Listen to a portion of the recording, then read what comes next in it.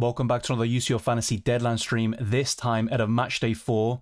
We almost have 3 hours until the deadline. You can see the clock, of course, just below my big fat head and the chat just below with my team as things stand without making any transfers at the moment. Now, I want to highlight a glitch that is, I think it's always been a thing in UCL Fantasy, but I only took real notice of it this season because it just happened now in Matchday 3. So after you activate the wildcard or Limitless, as it says in the rules, everyone should get 2 free transfers. But for some people like myself, it did show free transfers. And even if you make that third move, it will say 0 points deducted. It's a free move. Go ahead and do it. But once you make that move, 4 points are deducted from your score. So if you just activate the wildcard or Limitless in Matchday 3, do not use all free transfers, even if the game, whether it's on the app or the website, tells you that you can do it, because you only have 2 free transfers at your disposal. And look, in my case, it didn't really affect me too much. Part of the -4 was bringing in Fermin Lopez. He scored a hat-trick, but for other people, it would have been a massive swing against them. So it's worth highlighting that issue first and foremost, and I'll show you my tweet, which I published on X, aka Twitter. But there's a lot to get through in terms of team news, injury updates. Certain players are ruled out, and others like Anthony Gordon, who many people thought might not even feature a Matchday 4, well, he has been spotted in training. So all of that will be covered in today's video. The same goes for the top 10 captains, clean sheet odds, and much more, so you're well prepared for the upcoming deadline. The same goes for goal scorer probabilities. I'll be answering hundreds of your questions in the process. Stay patient, your questions will be answered, and today we'll reach a new goal, 37,000 subscribers. We're only 40 or 50 away, so within the next hour or so, we will hit that goal. And let's build all our social media platforms on Discord, which is a great community to be a part of for UCL Fantasy and FPL updates. There's my X, Instagram, and Blue Sky, my Patreon, and also clicking the join button on YouTube so you can gain early access to my videos and many other perks. Speaking of which, I'll be gifting 10 memberships at the end. So once the deadline passes and those 2 early kickoffs begin between Napoli against Frankfurt and Slavia Prague versus Arsenal, I'll be gifting 10 memberships as a thank you for reaching 37k, and also to kind of reward those that are still here beyond the deadline. So let's get straight into things. As always, drop a like, subscribe, hit the notification bell, all that good stuff. Easy says, last match day, 12:45 a.m. start here. Now it's a 1:40 a.m. start. Yeah, it's about the clocks changing in Europe. That happened over a week ago now. And I did mention it's on my FPL content, so that's why there's a change. It happens every single year. With Gyökeres out this match day, percentages that he will start in Game Week 11, he's ruled out. That's something else that came up today. Both Martinelli and Gyökeres will not feature until after the international break. Arsenal hope both players are available against Tottenham Hotspur for the North London derby in Game Week 12. So Gyökeres will not play against Sunderland this weekend. Good to see you, Basel and FPL Kevy. What's good? Time to have some fun with the UCL Fantasy team. That's the hope, right? That's all we can do. Welcome to Mano as well, my team. Sanchez, Savic, Kunde, Gabriel, Dumfries, Hakimi, Lenormand, Yilmaz, Yildiz. Yeah, you did put Yildiz in capitals, I'm guessing because he's flagged. He's available. I covered this in all my videos, by the way. And Spalletti confirmed it yesterday. Yildiz will play. Every single predicted lineup I've seen has Yildiz in it, so I don't think he's a sell. Yamal, Elise, Gula, Mbappe, Haaland, Rashford. Plan is Sanchez to Atalanta goalkeeper and roll the other transfer. Yeah, you don't need to make moves necessarily. I think Sanchez is a possible rotation risk in the Champions League. We could see Jorgensen start, which UEFA predict in their own starting 11, but Enzo Maresca said that apart from Pedro Neto, everyone else is going to be there. The players that we know are available anyway, so they're going to go quite strong against Karabag. The hope for me is that Gusto will play, but yeah, I think that's a reasonable transfer, to be honest. And also Chelsea play Barcelona Matchday 5. If you're not limitlessing in that matchday, I'd be less keen on Sanchez. I have Savic from Napoli. Do you like Rulli or Atalanta goalkeeper better as a pair for him? Difficult one to say. There's not much separating Rulli and Carnesecchi in isolation. Rulli had a decent start, but Marseille have been a bit shakier in recent games. Ultimately, it's about goalkeeper rotation, and I believe, if I'm not mistaken, Rulli does not rotate well with Milinkovic-Savic, but Carnesecchi will, so my answer therefore goes by default to Carnesecchi. Sanchez didn't start the last UCL game. Jorgensen will play the easy games, and Sanchez will come back in for the hard games. Yeah, I think Jorgensen starting is a real possibility. I don't have that same feeling in FPL, and I actually covered Sanchez in my transfer tips video. So For those who are members and patrons, after the Arsenal game, expect that video to be published so you get early access to that transfer tips for Game Week 11, and Sanchez has talked about there. But I agree, in UCL Fantasy, Sanchez is a far bigger risk. Who is your captain for today? Well, it was covered actually in my team selection, so Mbappe is the plan, but I'll be honest, Gabriel is definitely a contender. Like he was in FPL, where he was my vice-captain, I am tempted to go for Gabriel captain. It's not something I've ruled out. I might even make a late switch today. My main focus, of course, will be transfers and seeing the early lineups, and after that, I can commit to Gabriel captain or not, but I expect him to start. Arsenal should go quite strong, but it'll be Merino up front, most likely, and Gyökeres will be a massive miss there. Hi, Dylan. I'm playing Limitless. Any essentials missed? Thuram, Alvarez, Rashford, Fermin Lopez, McTominay, Yildiz, Trossard, Kalinoglu, Dumfries, Hakimi, Van de Ven, Gabriel Lenormand, Oblak, and Pope. I've got some concerns, to be honest. Two of the players you mentioned in Thuram and Kalinoglu are not expected to start. With the rest, I think they will get the nod and start the game. But as good as Kara Almaty is, I've said this in all my videos, I have concerns about Lautaro Martinez. Some reports and predicted lineups don't have Lautaro Martinez starting. They're going to go for multiple changes. Kalinoglu is also expected to get a rest. So I think with those two, I'd avoid, in the case, of course, of Thuram that you have, Josh. The rest is fine. I can, understand your picks, even though I'm not entirely sure about McTominay, for example. He's a good player for Napoli, but he's not someone I'd necessarily go for on a Limitless. But yeah, I definitely highlight those two Inter Milan players. I think Dumfries will start, by the way. I haven't heard any rumours or kind of murmurings of him being benched as things stand. Of course, if anything changes, I'll let you know. But yeah, Kalinoglu and Thuram, I think they're not secure at all. I did watch your Limitless video, but I didn't want to include picks such as Haaland or Mbappe, even though they can be looked at as reliable. Well, you can also go for Osimhen. If you've gone for Alvarez and Rashford, Lautaro was one of my top picks if, he was expected to start. So yeah, Osimhen could be another one if you want to go for something a bit different, and that could be your Thuram replacement without going for Haaland or Mbappe by default. For FPL, if Gyökeres is out for the weekend, should I just play a back four of Richard, Senesi, Gabriel, James? Yeah, Mano, this is best to save for an FPL stream, to be honest, or when this deadline is over and then things are a bit more relaxed. But Gyökeres is out for the weekend, so you've already got to start planning for that, and we can talk about this in more detail in the upcoming streams.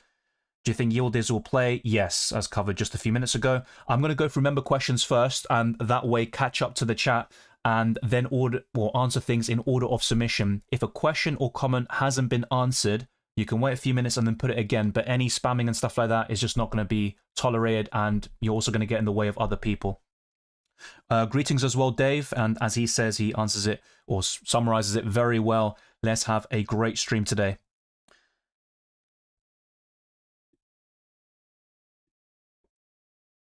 How comes you said not to Limitless in Matchday 8 in your video?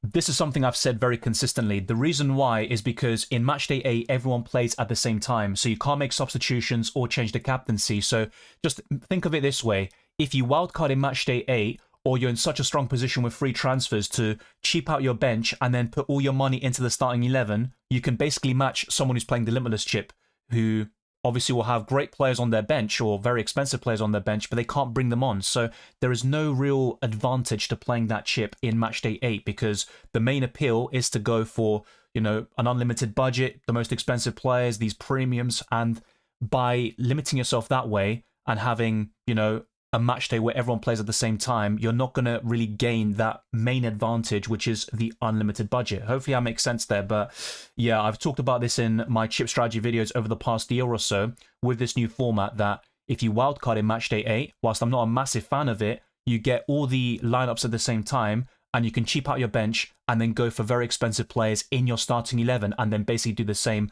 as someone who uses the Limitless. Hola Dylan, ¿qué piensas de Rashford en vez de Kane? Sí, para mí está bien. Harry Kane es uno de los mejores jugadores del mundo. Rashford está jugando muy bien para Barcelona, pero el problema con Kane y Bayern Múnich es que juegan con Paris Saint-Germain de visitante y después Arsenal. Así que hay un caso para evitar a estos jugadores de Bayern Múnich hasta la jornada 6. Así que para mí no me molesta mucho ir por Rashford y después usar ese dinero para mejorar tu equipo en otros áreas como los mediocampistas. Y Caicedo o Estavao, ¿cuál será mejor? A largo plazo sería Caicedo, pero yo creo que Estavao va a jugar. Con Caicedo hay algunas dudas. yo haría por Estevao en esta jornada. Es algo totalmente distinto en FPL, donde Caicedo es obviamente mejor, pero a veces Chelsea en la Champions League está cambiando su equipo y si quieres a alguien para esta jornada contra Carabao, creo que Estevao es mejor.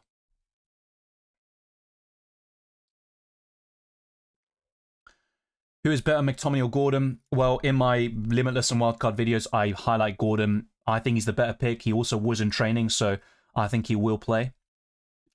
I don't think Calafiori will start. In 3 Champions League matches so far, Lewis Skelly has started 2 of them. And to be honest, with any Arsenal questions about, is this player going to start this one? We're going to get the lineup for Arsenal in over an hour. So, yeah, I think that would be maybe a bit redundant, but ultimately, I don't think Calafiori will start. McTominay isn't a bad pick. I think Napoli have great fixtures in general, and he'd be one of my favourite options. De Bruyne is out until next year, which is a massive blow for them. Apologies. But yeah, with McTominay, he's not someone I'd pick over the others I highlight in my Limitless video. Yeah, exactly that. Yildiz was in training, and Spalletti said that himself. How you doing, bro? 2 absolute banger games tonight. Money's on Bayern and Madrid. Who have you got? I don't think Bayern will win. I think PSG will get a result. I'm not sure if it's a draw or win, to be honest. I actually wouldn't be surprised to see both of those games being draws. PSG and Bayern are very difficult to separate. I think this season Bayern have been better. And Madrid have obviously been superior to Liverpool, but it is at Anfield. So, I don't know. I'm not even trying to sit on the fence, but I'd maybe say 2 draws. If I had to favour a winner in the PSG game, it's probably going to be them because they're at home. But yeah, Bayern Munich have been excellent this season. Eventually, they will have a drop-off. Well, Esposito is expected to start, so he is risky, and I wouldn't go for him long-term. And with any Inter Milan player, by the way, they've got horrible fixtures from matchday 5 onwards. So this is just a 1 matchday punt.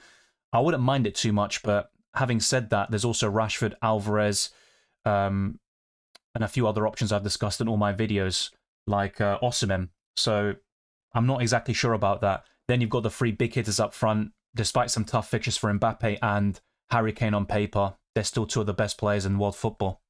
Any idea if Adeyemi, Calafiori, O'Reilly and Chalobah will be in this playing 11?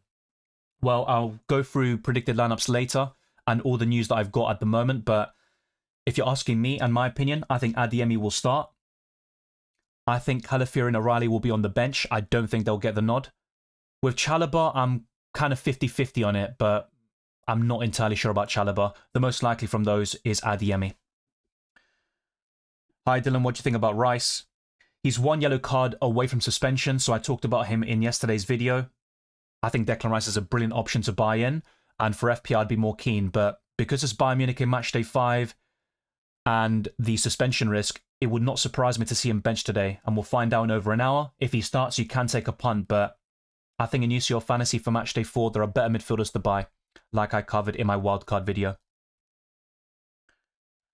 Marino or Estevao? That's a close one. Marino should play up front today, but ultimately wait for the lineup. If Marino doesn't start up front, then it's Estevao all day long, so that will also inform your final decision.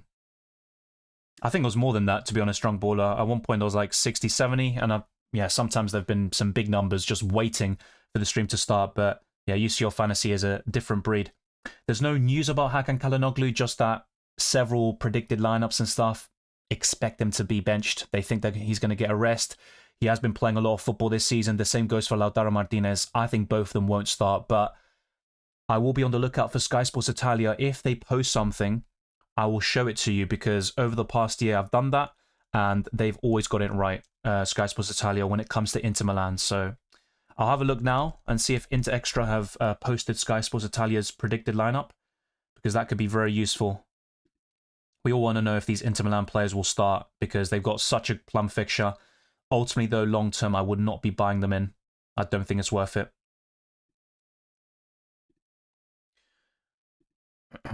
So we've got a few hundred people watching already. Let's get the likes up to 200 plus. We are closing in on 37k. We're expecting to reach that in the next hour or so.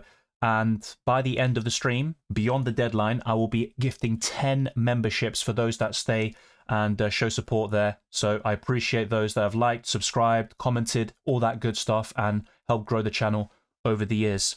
Yeah, thank you, Igra. But like I mentioned, UCL Fantasy did take 4 points away from me because of that visual glitch, which I mentioned at the beginning. I'll also refer to it later on. Not necessarily, Craig. I think Kane and Elise are still two of the best options in their positions. It just depends who you're buying to replace them. But I wouldn't mind trimming it down. So if you've got 2 or 3 buying players, then maybe get down to 1 and reinvest back in Matchday 6. But you don't need to sell both. If I have a similar team to you last Matchday, do you think it's a smart move to play Limitless this week? Well, look, if I felt that was the best course of action for my team, I'd be playing it. I'm not saying it's completely discounted. There is still a small chance I play the Limitless, but it's more likely I'll use it in Matchday 5. If you got Riot and Kanasechi, for example, and, you know, the kind of players I've got, I think Matchday 5 would be even better, but it all depends on what differences you've got compared to me, and I'm not sure, you know, what that is like, to be honest.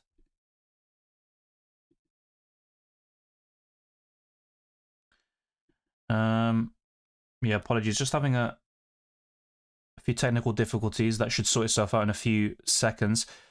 Hola, Dylan, ¿qué piensas de Kaiser de Rashford? Ya hablé de eso, gracias. Best 5.1 million midfielder as a Chan Usun replacement. I mean, Yilmaz was a consideration to sell, but I saw a few predicted lineups with him starting against Ajax, so he could be decent. Mastantuono is unavailable, so he's not an option. So I just keep it fairly simple and go for someone like Yilmaz from Galatasaray. Got Mastantuono and Gusto, 2 free transfers and 0.5. Well, Gusto could still start. UEFA think he will, and I hope that's the case. If I have that confidence before the deadline, I'll keep Gusto. I think Mastantuono is a clear sell, though. He will not play against Liverpool today. I don't think Dumfries will get rested, like I mentioned before, but if I see Sky Sports Italia post the lineup and Dumfries isn't in there, then I would change my opinion. If Kalinoglu doesn't play today, is there any scoring inter mid we can replace him with? Not necessarily.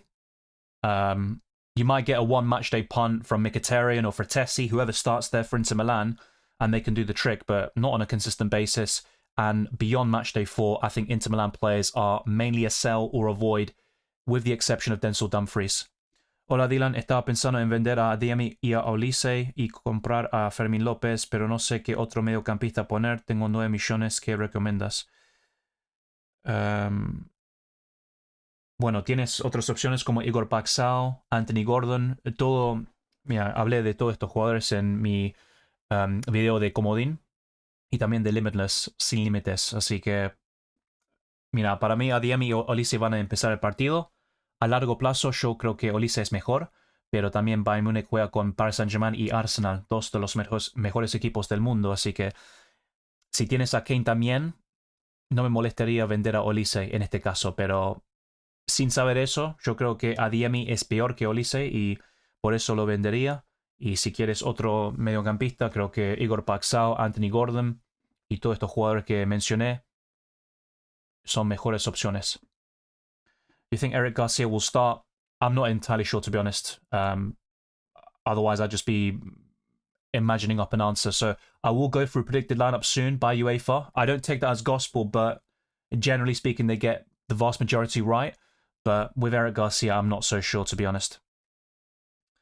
Creo que Saka es un buen capitán para hoy, pero hace mucho tiempo que hace goles y asistencias en casi todos los partidos, que lo hizo en la temporada pasada cuando empezó, pero después se lesionó en diciembre y le costó bastante encontrar ese ritmo y anotar goles tan frecuentemente, pero sí, creo que es un buen capitán. También Gabriel, Mbappé y todos los otros que mencioné.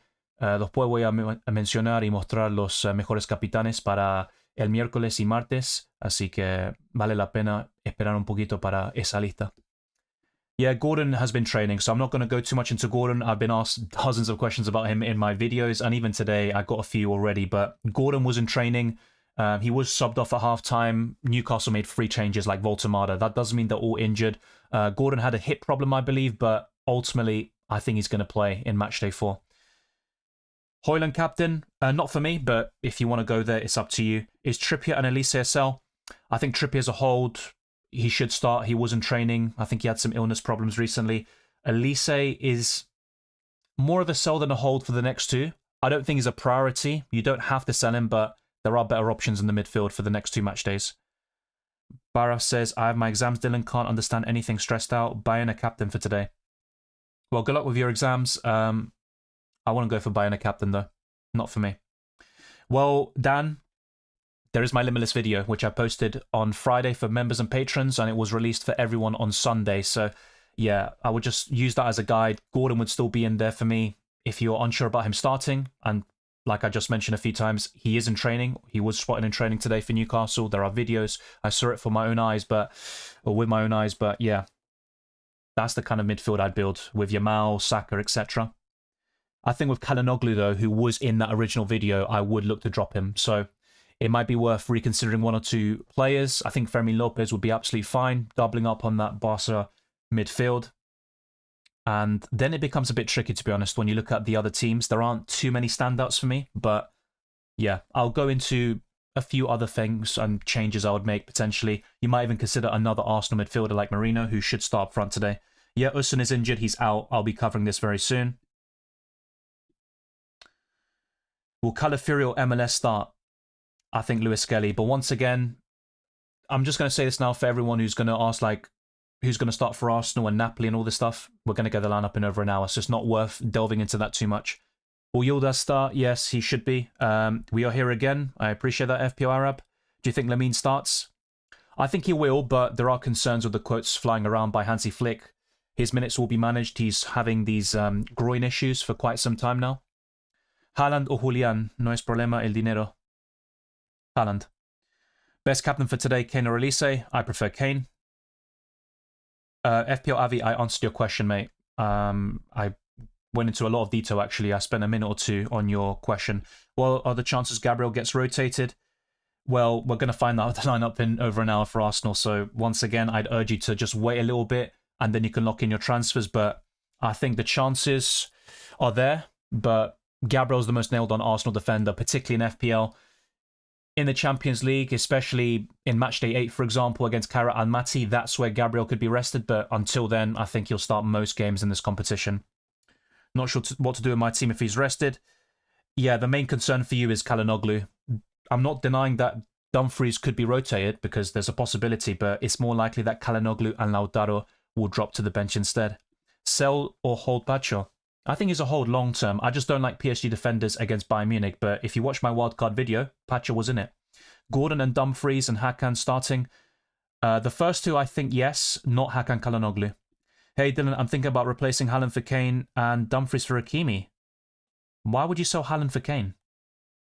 I mean, Kane is facing PSG and Arsenal away. I mean, if you want to go there, be my guest, but I think Haaland's better in terms of the fixtures. As for Dumfries for Hakimi, well, if you got Dumfries, I'd keep him until we get a reliable source indicating he's benched. In that case, you can then sell him, but otherwise, I think Dumfries is better for Matchday 4. Sell Kane to Alvarez or Rashford? I prefer Alvarez if you can. Hey Dylan, would you take a hit to sell Gula, Calhanoglu or Chalobah? Well, look, it's a shame with Calhanoglu. He was one of the best midfielders on paper this week and more of a sell in Matchday 5, but I'm going to wait a little bit to see if Sky Sports Italia post a lineup. If Calhanoglu's not in it, I'd sell him. It's as simple as that. Gula should start against Liverpool, so I'd keep him. I think the other 2 are more of a sell. Best 3 options for captaincy this game week. Yeah, this will be highlighted again, like it was in my wildcard video. I made a top 10 list, and I'll go through all the graphics very soon. I think it's probably going to be worth doing that because it will answer a lot of questions that have been posted in the chat. But Haaland's up there. I put Yamal, and I think the other one is Julian Alvarez, actually. So that's my list. Some players like Lautaro Martinez were in my top 10 originally, but based on the information we've got now, that would change a little bit. So let's go through some different screens. I think it's worth doing that. For a little while at least. So this is my UCL Fantasy League. Join it. Very, very easy and simple to do. The code is SEINOF. There is an auto join link in the description. And for Predict 6, I'll probably refer to this afterwards. I think the only one I need to really worry about before the deadline is Slavia Prague against Arsenal. I've gone for 3-0 for the Gunners. I might change that a little bit and lower the scoreline. I went for Liverpool 2, Real Madrid 2, Juventus 2, Sporting 1, Newcastle 2, Bilbao 0, Club Brugge 1, Barcelona 3, and Ajax 2, Galatasaray 2. it's worth highlighting that Ajax are bottom of the Champions League table. So at the moment, I think Galatasaray are favourites. So I mentioned this at the beginning of the video. There is a visual glitch which cost me 4 points in Matchday 3. So on the app and website, it's said all the time that I had free transfers to use after activating the wildcard in Matchday 2. So going into the Matchday 3 deadline, I thought I had free transfers and I wasted one of them basically. I was never ever going to do Van der Vente Gusto if, you know, that was for a hit. But the game clearly said, and it showed, that I had free transfers. It would not deduct any points from me. But after the deadline has passed, in fact, I only found out today after actually adding up the points and seeing, it was quite clear that 4 points have been deducted. So for everyone who is wildcarding and limitlessing, for the following match day, you only get 2 free transfers, and that is clearly stated in the rules. But not everyone is aware of these things, and that's why it's important to highlight this, because it will say you've got free transfers, but you've got to ignore that. The only way you get to free transfers in the league phase is by rolling, and ultimately I didn't do that. I wildcarded, but yeah, it is a bit of a shame. A lot of people experience this issue, not just myself. I posted it on Reddit and also Twitter, and also on the Discord channel for UCL Fantasy. So yeah, it's worth bringing up that issue, and hopefully you can avoid the mistake I made. So we've got a lot of injury updates and team news to get through, so buckle your seatbelts. Arsenal are hopeful that Victor Gyökeres and Gabriel Martinelli will return for the North London derby in Game Week 12, but that means they will both miss today's game against Slavia Prague. They didn't train yesterday, and they're going to miss the weekend against Sunderland. So both Gyökeres and Martinelli are out. So Can Usun is not among those called up to face Napoli due to an injury sustained on Saturday. So that's a massive loss there for Frankfurt, and we're going to get the lineup very soon for Arsenal, Frankfurt, Napoli, and Slavia Prague. So Arne Slot confirmed that Alisson, Frimpong, and Isak remain unavailable for the clash against Real Madrid. And Real Madrid confirmed that Mastantuono suffers from an injury and is currently out.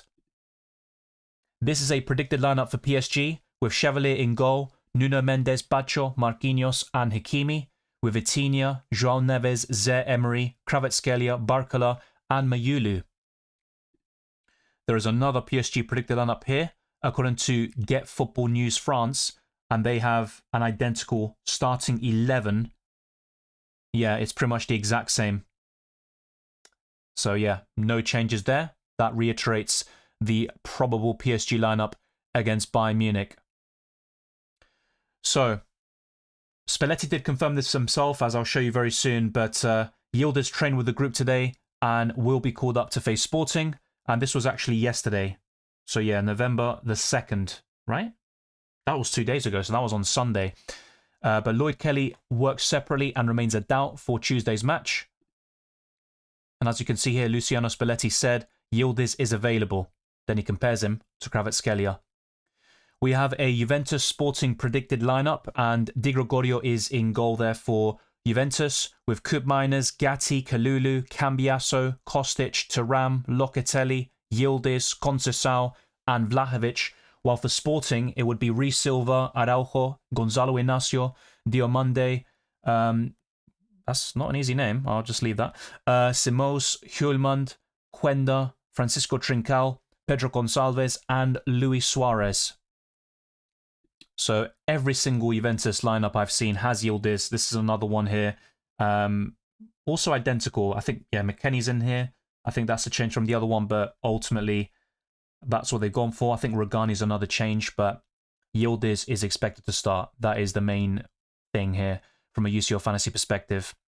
For Atletico Madrid, this was posted by Marca, and Atletico Universe were the ones relaying the information. So Oblak, Llorente, Lenormand, Hanko, Ruggeri, Juliano, Gallagher, Koke, Raspadori, Baena, and Alvarez.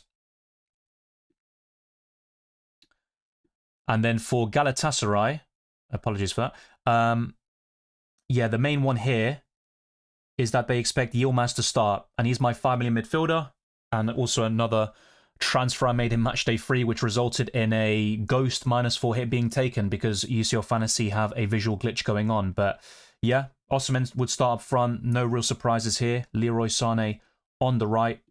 And for Inter Milan, this is where a lot of the doubts are coming in. So Pio Esposito is set to start for Inter Milan against Cara and Matti. And it says here, with fatigue catching up with El Toro, and that is Lautaro Martinez, by the way, it looks like a perfect opportunity for Chivu to rest his captain.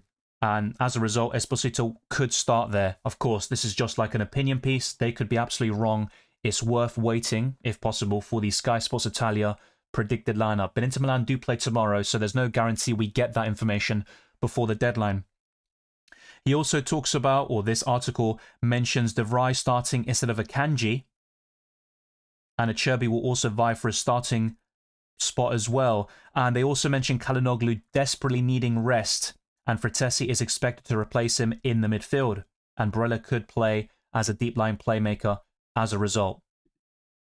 So these are two predicted lineups for Man City and Dortmund. So shout out there to Bully News and also to FPL Manual. So for Man City, it could be Donnarumma, O'Reilly, Gvardiol, Diaz and Nunez, Nico Gonzalez, Foden and Reinders, who was benched over the weekend as part of my fabulous bench boost, but can't really complain. It was still a great week. Doku and Savio on the wings and Haaland up front. Whilst for Borussia Dortmund, Adeyemi is predicted to start with Kobel in goal, Bensabani, Schlotterbeck, Anton, Svensson and Ryerson as the wingbacks, Nemecha and Sabitzer in central midfield, Beyer, Adeyemi and Garassi, who scored over the weekend in a 1-0 victory for Borussia Dortmund. So Enzo Maresca said this, and I referred to it earlier. No one's going to be left at home, just Pedro Neto, who is out for tomorrow. And this is a video. I don't want to get copyright claimed or anything, but if I maybe fast forward a little bit, you can see here Anthony Gordon has been spotted in training. So on the left-hand side, maybe I need to full screen this. So as you can see here, on the left, yeah, Anthony Gordon with the headband and all that stuff. He was spotted in training. The same goes for Kieran Trippier. So that's a massive update there for Newcastle. And Eddie Howe will have his press conference at any moment now. Bruno Guimaraes was absent, though, from Newcastle training this morning, as he's been suffering from a slight illness. However, the Newcastle captain was doing a recovery session on his own indoors, and there's hope he'll be available to play in the Champions League tomorrow night. Okay, so this will also be quite an extensive section. I'll only briefly go through the early kickoffs because, like I said, in just over an hour, we're going to get the official lineups for Slavia Prague versus Arsenal and Napoli against Frankfurt. So let me just focus on the key ones. With Arsenal, Raya, Timber, Saliba, Gabriel, Lewis, Skelly, Eze, Norgard, Rice, Saka, Marino, Trossard is the predicted 11. It would not surprise me to see Rice benched because he is one yellow card away from suspension. Arsenal have a lot of injuries at the moment. Zubimendi is suspended. Gyökeres is out with a muscle issue, as covered earlier. Havertz, Madueke, Martinelli, Odegaard are all out. And for Slavia Prague, you can see the players who are unavailable, doubtful options, and they have no suspension risks for Matchday 5. Moving on to Napoli versus Frankfurt. UEFA expect Milinkovic-Savic, Di Lorenzo, Buongiorno, Ramani, Oliveira, Anguissa, Lobotka, McTominay, Politano, Højlund and Neres to start. And with De Bruyne injured until January, it seems, we could see Politano on penalties. Luca and De Bruyne are out with injury. Doubtful players include Gilmour and Spinazzola. For Frankfurt, as you can see, Chan Ussun is out, and I covered this as well only a while ago. Højlund and Baum also are unavailable. And the rest is what you would expect. Their best asset is certainly Burkhardt up front as a budget forward. With Atletico Madrid against Union Saint-Gilloise, it should be Oblak, Llorente, Lenormand, Jimenez, Hanko, Simeone, Baena, Koke, Almada, Alvarez and Soloth. So that's slightly different to the 11 I showed you earlier by Marca. So just bear that in mind. There could be a few inaccuracies with UEFA's predicted lineup, but it's still a good reference point and also barometer. So no players are out for Diego Simeone's side, but Barrios and Gonzalez are doubtful, whilst Lenormand and Lenglet are suspension risks. That means one more yellow and they'll have a 1-game ban. Let's move on now to the next game. With Monaco, I guess they'd be the more appealing squad. I think Aklioche could offer decent value in the midfield, but honestly, I would not be investing in these teams. Fati is out due to illness, so bear that in mind. Ansu Fati is not expected to start against Bodo Glimt, and I did get some questions like, would you go for Aklioche or Fati? And my answer was Aklioche as a result of all the information I had over the weekend. So for Juventus, this is another predicted lineup which contains Yildiz, which is the most important factor. I'm not going to go through this because I already went through several Juventus starting 11s, but the players who are out for the fat lady, I think they call them. Yeah, Juventus, the fat lady. But Bremer, Cabal, and Binsoglio, whilst Kelly and Yildiz, it says here, are doubtful, but ignore the orange flag in UCL Fantasy because Spalletti said he's available. He's going to be in that squad, and I think he'll start. And for Sporting, UEFA do have Quenda in this predicted lineup. I saw one or two for the Portuguese outfit which didn't contain Quenda, but it looks like he could start here once again. Now, one of the biggest clashes of Matchday 4 and the season so far is Liverpool against Real Madrid. We saw this, of course, in the league phase last season. So Mamardashvili, Bradley, Kanate, Van Dijk, Robertson, Gravenberch, McAllister, Salah, Wirtz, Gakpo and Ekitike is the expected starting 11. Alisson, Frimpong and Isak are out. And Bradley is a suspension risk. For Real Madrid, it will likely be Courtois. Now, they've put Alexander-Arnold, but I think it was Marca, actually, and a few Spanish sources. They indicate that Real Madrid will go for the exact starting 11 that beat Barcelona 2-1 in El Clasico recently. So that would be Valverde at right back, and Trent would be on the bench. But UEFA also have Eder Militao, Howson, Carreras, Valverde, Tchouameni, Arda Güler, Bellingham, Vinicius and Mbappe. So, of course, the key injuries are Carvajal, Rudiger, Mastantuono, and Alaba. Then we've got Olympiacos against PSV. Feel free to pause. I'm also going to put this link in the live chat, which will help you also check whichever teams you are interested in. You might have a player from a certain team, so it's worth going through that website as well. Now, another huge clash. It's a shame it's happening at the same time as Liverpool-Real Madrid. That's PSG-Bayern Munich. So, for PSG, I covered a few of their predicted lineups. This is the exact same, so not really worth going for again. Sabani is out through suspension. He picked up a red card in that 7-2 win over Bayer Leverkusen, and Doué is unavailable due to a thigh injury. For Bayern Munich, they will likely go for Neuer, Stanisic, Tar, Upamecano, Lima, Kimmich, Pavlovic, Elise, Gnabry, Luis Diaz and Kane, whilst Ito, Davis and Musiala are out. And that's pretty much it. Let's move on to Tottenham Hotspur.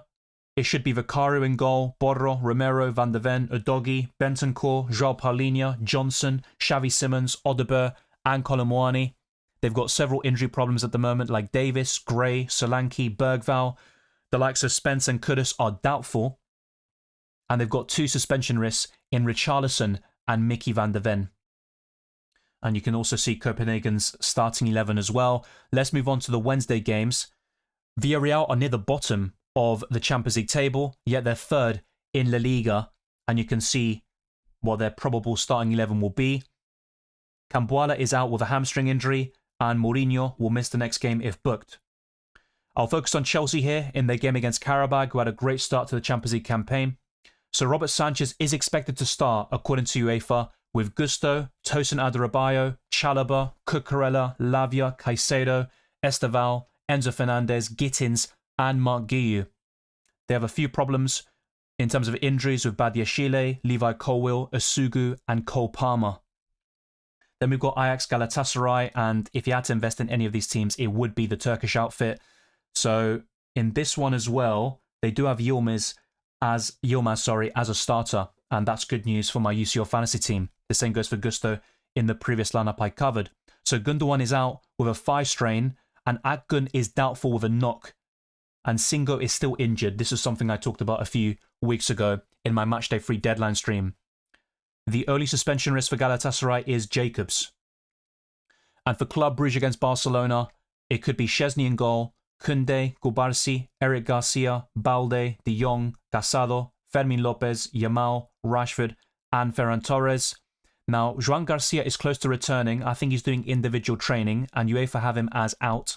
The same goes for Gavi, Pedri, Rafinha, and Ter Stegen, whilst Christensen, Lewandowski, and Olmo are doubtful, but I believe 2 of them should be in the squad in Lewandowski and Olmo. So, Casado and De Jong will miss the next game if booked. And for Inter Milan, this is obviously the big one in terms of rotation risks. Sommer, Bisek, De Vrij, Carlos Augusto, Dumfries, Barella, Kalinoglu, Zielinski, DeMarco, Lautaro Martinez, and Esposito. But I think it's worth waiting. Hopefully we get that predicted lineup by Sky Sports Italia. That's the one I'm really looking for. Mkhitaryan is out with a thigh injury, and that's pretty much it. You can also see Kara Amati. Feel free to pause and also go to the link I put in the live chat. We're approaching the end of this section. So Man City against Borussia Dortmund. And once again, with this one, they do have O'Reilly starting. And of course, he scored in that 3-1 win against Bournemouth. Erling Haaland scored a brace. And they also expect Rangers to start with Rico Lewis and Matheus Nunes starting at the same time. Of course, Lewis can play as a midfielder, and so can Nunes. That's his natural position. So Kovacic is out with an ankle injury, and Bernardo Silva will miss the next game if booked. For Borussia Dortmund, UEFA also think that Adeyemi will start, and this lineup is identical to what I showed you earlier, and I think it was Bully News, so Bundesliga News, that posted that predicted 11. De Ramfil was out with a shoulder injury, and everyone else is available. For Newcastle, UEFA have gone for Pope, Trippier, Chow, Botman, Byrne, Bruno Guimaraes, but remember, he is doubtful. He missed training today due to illness. Tonali, Joelinton, Murphy, and Voltemada, with Barnes completing the starting 11. So Vissa and Livramento are out, whilst Trippier and Gordon are doubtful, but both of them featured in training today. So now it should be Bruno Guimaraes as the major doubt there to start for the Tsunami. Joelinton, unsurprisingly, could miss the next game if booked. And you can see Bilbao's starting 11 as well. And a few other games here between Marseille and Atalanta. So the key ones to look out for here are Rulli, Igor Paxao, Greenwood, Aubameyang. And Emerson is out through suspension. Traore, Kondogbia, Guri are all unavailable, whilst Balerdi, Weah and Nadir are doubtful. Pavard will miss the next game if booked.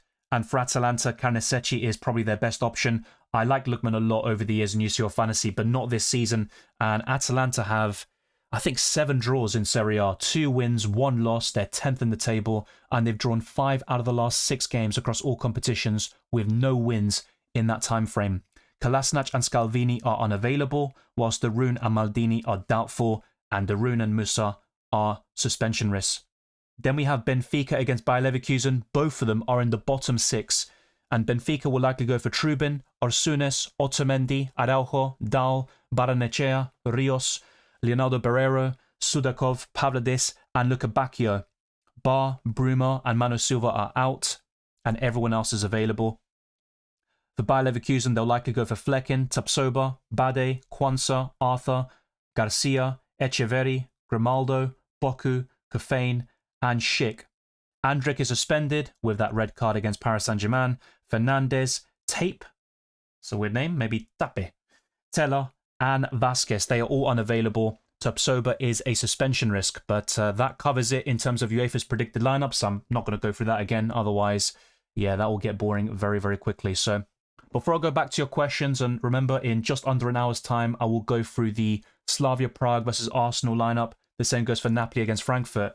Let's talk about my team selection and what's changed maybe since making that video. But Anthony Gordon is now orange flagged. Even Yildiz is as well. But I didn't add that to the graphics because Yildiz is expected to be available. In fact, he is, as Spalletti confirmed in his press conference. But you can see my Matchday free review here. And ultimately, there was that glitch, of course, with the free transfers. So I should be 4 points better off overall. And that would be actually quite helpful in terms of the rank. But yeah, just be mindful for those wildcarding or limitlessing. Do not use all free transfers. Even if the game says you've got free transfers, you will not have free transfers. That is a lie, you could say. It is a Houdini. So don't get caught out by that. And ultimately in the rules, it does say you get 2 free transfers after making those moves or activating those boosters. So this is my team without making any single move at the moment. And yeah, there is still room for improvement. Of course, Gusto and Yilmaz are expected to start, and with Kalinoglu potentially getting a rest, I might sell him instead, and that was never my idea or what I was looking to do. But so you have to adapt with the times and react to the information when it comes, and that's why for UCL Fantasy, I always encourage you to wait around a little bit for the lineups and then make informed decisions if possible. So yeah, in this case, if Kalinoglu and Lautaro are benched, it is definitely in your best interest to sell them because even afterwards, they've got some poor fixtures. Inter Milan went from having the best games on paper until matchday 4 to having some of the worst from matchday 5 to 7. The other thing I want to show you, just 2 more things. These are the odds for the clean sheets. Inter Milan are top with 68% against Kara Almaty at home. Arsenal are second facing Slavia Prague away, 55% is still very high. Atletico Madrid, Spurs, Newcastle, and Chelsea complete the top 6, all with favourable fixtures. So basically, a lot of these Premier League teams, 4 of them, do make up the top 6, and Cara Almaty are bottom, facing Inter Milan away. Only a 3% chance, and I also went through every single other team and their clean sheet odds in order, and these are all taken by the website fantasyfootballpundit.com, which I referred to in many UCL fantasy videos this season.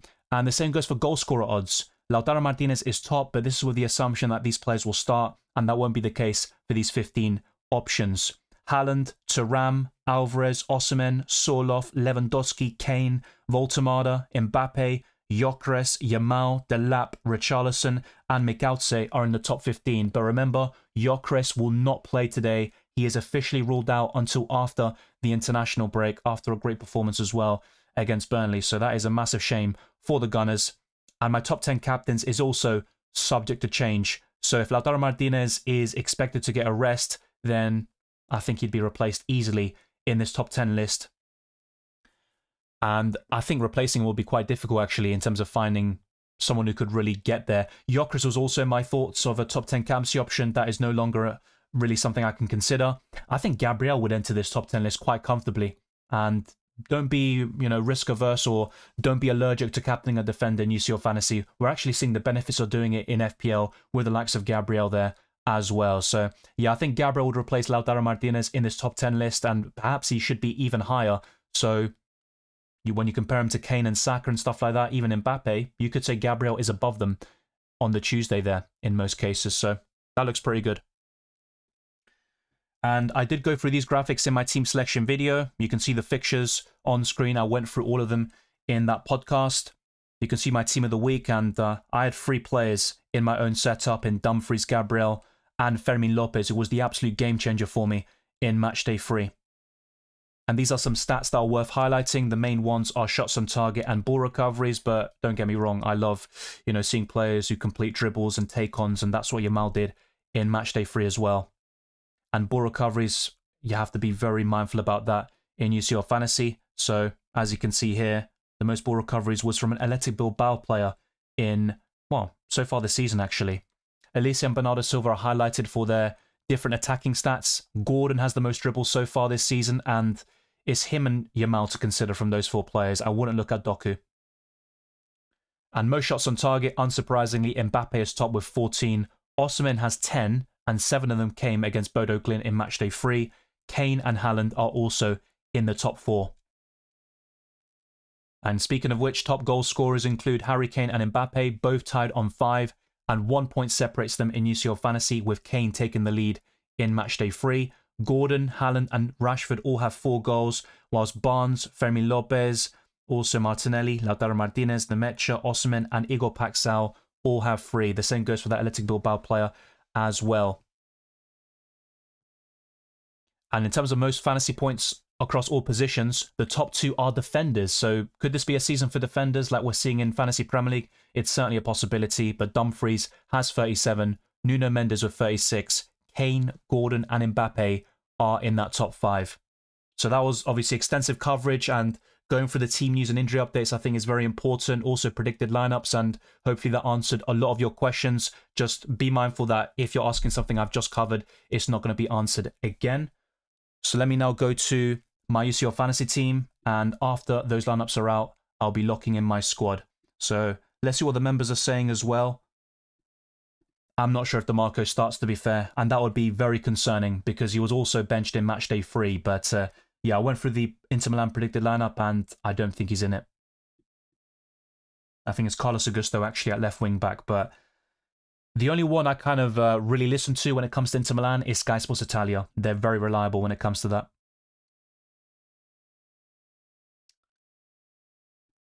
No Bastoni, absolute twat's always an issue with this Inter, man.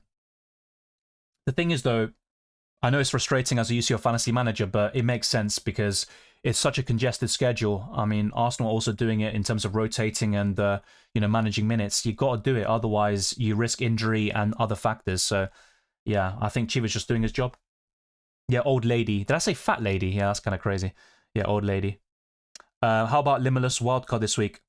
So, obviously, Wait. I've heard people say this before where they sometimes refer to the Limitless as a Limitless wildcard. Yeah, just say Limitless to avoid confusion if that's the case, but ultimately it's team dependent. I like the Limitless in some situations, and even on Discord, I think it was Weiseng who showed his team, and I thought, yeah, that's definitely poised for a bench boost, that's FPL, for a Limitless, but in my situation, I'm still not quite there yet. I'd rather do it in Matchday 5. Quitar a Ardoguela por Hakan o Fermi López. Por Fermi López sí, pero no Hakan Calhanoglu. Como dije recién muchas veces en inglés, parece que Calhanoglu puede ser bueno, va a ser titular contra Karat Almaty. Is Bastoni unavailable? I think he's just going to get a rest potentially. I don't think he's unavailable. The day where Trent Alexander-Arnold scores in Anfield in front of the Liverpool fans will be image of the year. I don't think he'll start though, and I'd be very surprised if he came off the bench and scored, but I would like that. It would be cinema. Hey man, if I have free Bayern players and free PSG, that's a good example of using the Limitless, especially if you don't know which way the game's going to go. So yeah, I think so. You might also have other conflicts and clashes in your squad. Yeah, I agree. Yeah, Szoboszlai's been Liverpool's best player this season, so that's what I mean. Don't use UEFA's predicted lineups as gospel. I was only reading out what they predict, and yeah, I think Szoboszlai will start for sure. It would be Alvarez. I don't know why I can't even say simple names today. Alvarez. Lautaro probably won't start. I want to buy players from Napoli and Frankfurt, but they're playing each other. So why would you buy players from the same game? I'm not so sure. If you're backing a high-scoring thriller and you go for the attackers, then fair enough. But yeah, I'm not so sure about that. From Napoli, I guess McTominay would stand out. Politano could be on penalties, and then you would consider a defender. But yeah, from Frankfurt, it would be Burkhardt. I like Chan Usun, but he is injured. So those are the players I'd look at, and that's it. But going for all of them at the same time, just not sure. So pretty much no rotation for Inter. No, that's UEFA's predicted lineup, though. And I'm not so sure about that. Yildiz will play or not? Yes, I covered that to death. Thank you, Harry. Is it still worth getting Gordon, or ship has sailed now? I think it's still worth getting Gordon, but it's kind of awkward with the orange flag. But of course, he did start against West Ham. He was subbed off for half time, but he also was in training today. Yeah, all good. Ernesto, what about you? Well, Pedro Neto's out. I'm not sure exactly why, but it was in Enzo Maresca's press conference. Sell Haaland and Calhanoglu to Alvarez and Marino. Why would you sell Haaland, though? I know Alvarez is brilliant. He's in my top 3 captaincy options, but I've got Haaland first. I mean, it's up to you if you want to sell Haaland, but yeah, Calhanoglu to Marino. I would do that if Marino starts up top, and we'll find out in 45 minutes time. Should I sell Kane to Julian or Haaland? Now, I like Kane a lot. I don't think he's a sell necessarily, but I'm more keen on selling him than Haaland in Matchday 4. It's still going to be Haaland for me, as much as I like Alvarez. Gregorio, I've covered the best wildcard and Limitless teams in those videos, so it's not really worth going through again. Of course, if things change, then I'm happy to private updates and stuff, and I think Calhanoglu is the main one, where he would be someone to offload on both of those chips, but it's all quite clear if you watch those videos what my favourite options are in each position. For the long term, would you go for Burn, Bensabani, or maybe others at the same price range? It's still probably Burn for me. Bensabani is on penalties though, which is a massive boost, but timing is very important. If you ask me this question in Matchday 5, I would say Bensabani very easily, but because it's Man City away now, I'm less keen on buying him at this moment in time. I think Sane's okay. I would just go for Osimhen up front, or probably Yilmaz as a budget midfielder. I think Gordon will play.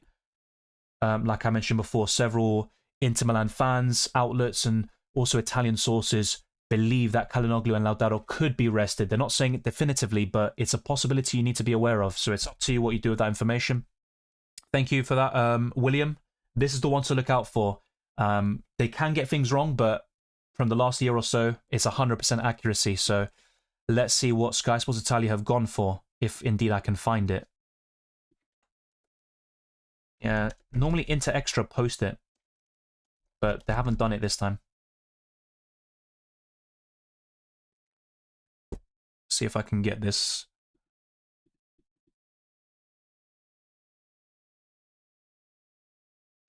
Yeah, I might need to search on the browser then, because I'm not getting any success on Twitter from that. Inter Milan.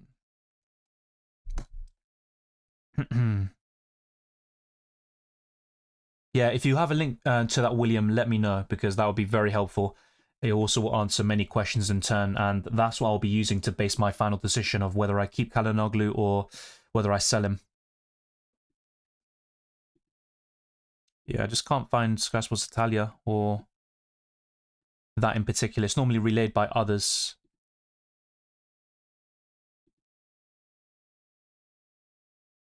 Let's see. Yeah, I can't find it at the moment, so it's probably worth having another look.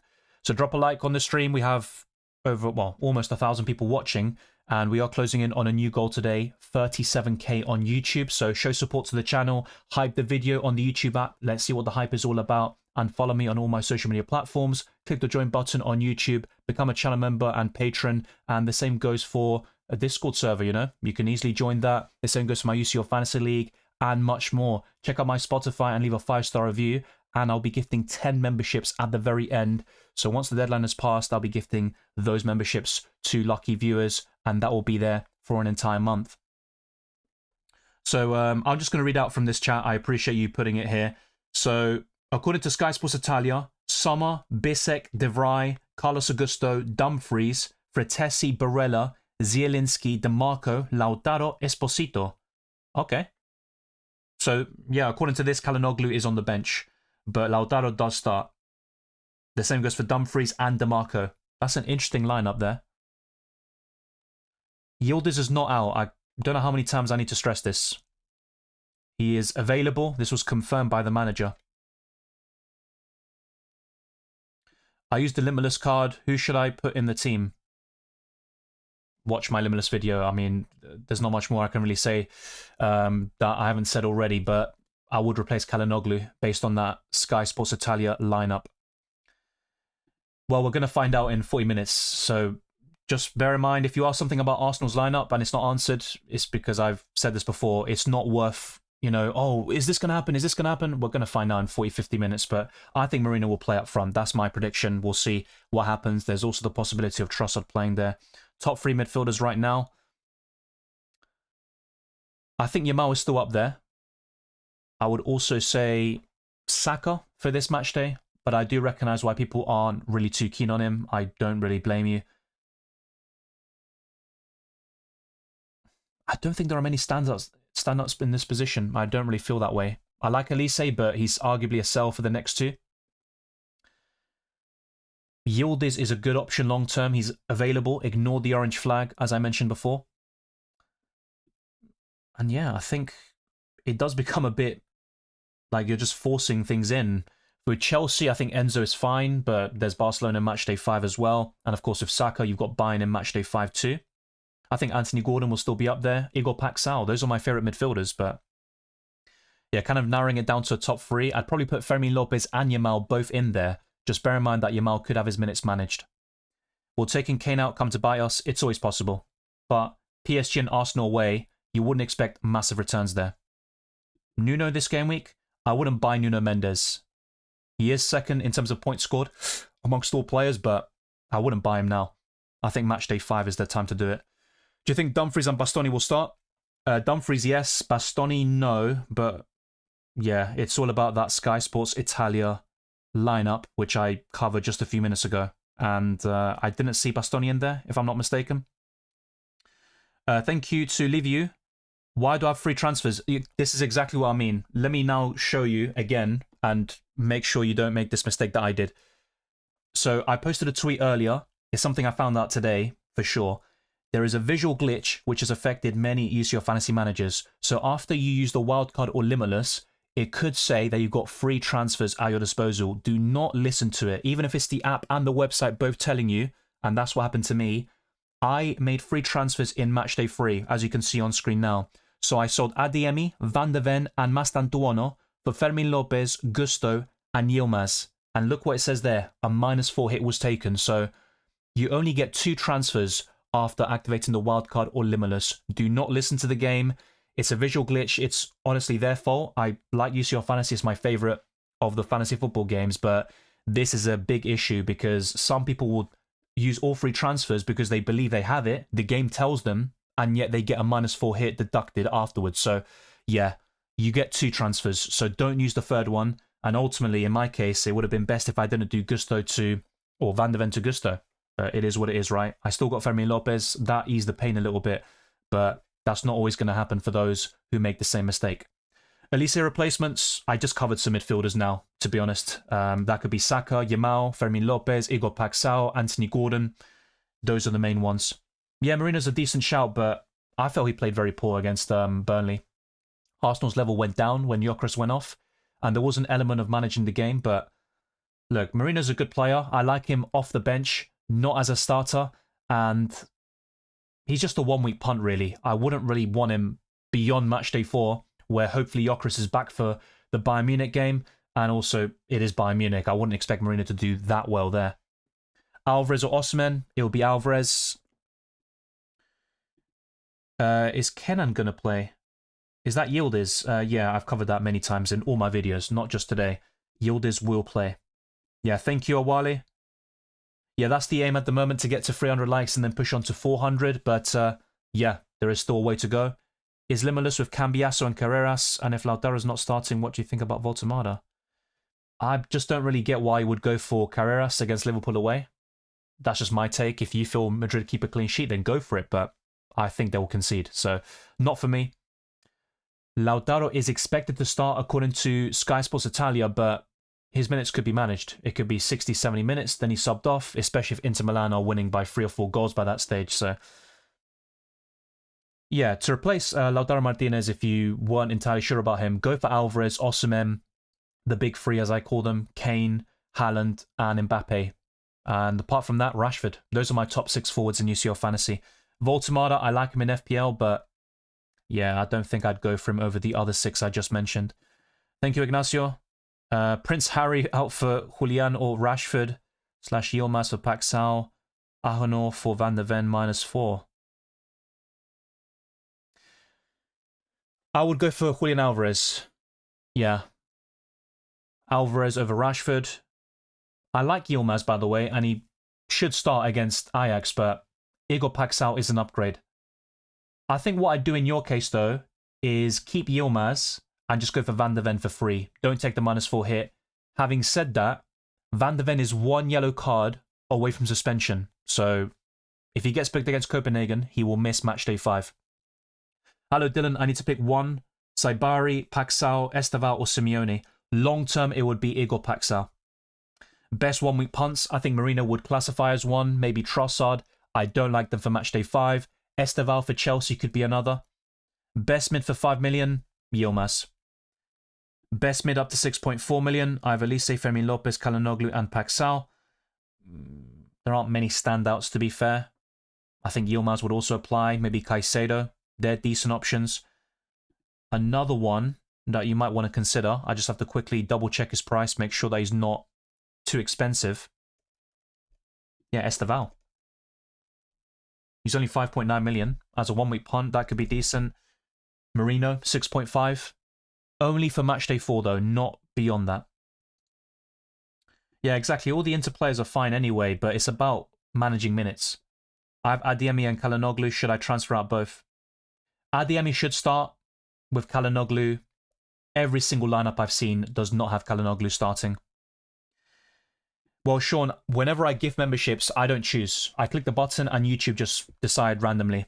And in many streams, a big shout out to Ahmad, Paredes, and also Napstars. They've gifted memberships as well. They do the same thing. They click a button and then YouTube just does its thing and it just randomly allocates these memberships. No Bastoni and Calhanoglu, might need to Limitless. Well, that's the thing, right? It is a very team-dependent booster, and I've always said Matchday 2 to 7 is the best time to do that. But, yeah. Sky Sports Italia is so reliable. I can't stress that enough when it comes to Inter Milan, and they've always gotten it spot on. So if they expect Bastoni and Calhanoglu to be benched, I am naturally inclined to agree. Mbappe's a fine captain, but I might change it to Gabriel. I will make a final decision when I see the Arsenal lineup in 40 minutes. Gordon was in training today. so I think he'll be available. Does he start? I couldn't guarantee you 100%, but I think he will. Yeah, Trippier should start. He was also spotted in training. I have Calhanoglu, Mastantuono, and Cucurella. Cucurella should start against Karabag. The other two, well, Mastantuono's officially out. He's a sell anyway, and Calhanoglu is likely going to be rested. So those are the two I'd sell and keep Cucurella. Best defense for Limitless is covered in that video as well. I feel like I'll just be repeating myself, but essentially I'd go for Dumfries, Gabriel. I wouldn't mind a second Arsenal defender. It depends on who starts for them, of course, today. I was a bit conflicted about the other spots, but I would go for a Newcastle option like Burn. And I think it's worth going again to the clean sheet odds. I think that's very important. So if I go here, you can see that Inter, Arsenal, Atletico Madrid, Spurs, Newcastle, and Chelsea are in the top 6. So include defenders from those teams, maybe Hanko or any Atletico Madrid defender. I don't really see a massive difference between any of them, to be honest, but that could work. Van de Ven. So those are 6-7 options for you to consider. I wouldn't even mind having a second Inter Milan defender against Kara and Matti, but not Bastoni and not, well, Calhanoglu you can't go for in the midfield anyway. Maybe Dumfries and the marker would be the play on the Limitless there as well. Best attacker under 7 million on the first day. That is very specific, I'm not going to lie, but yeah,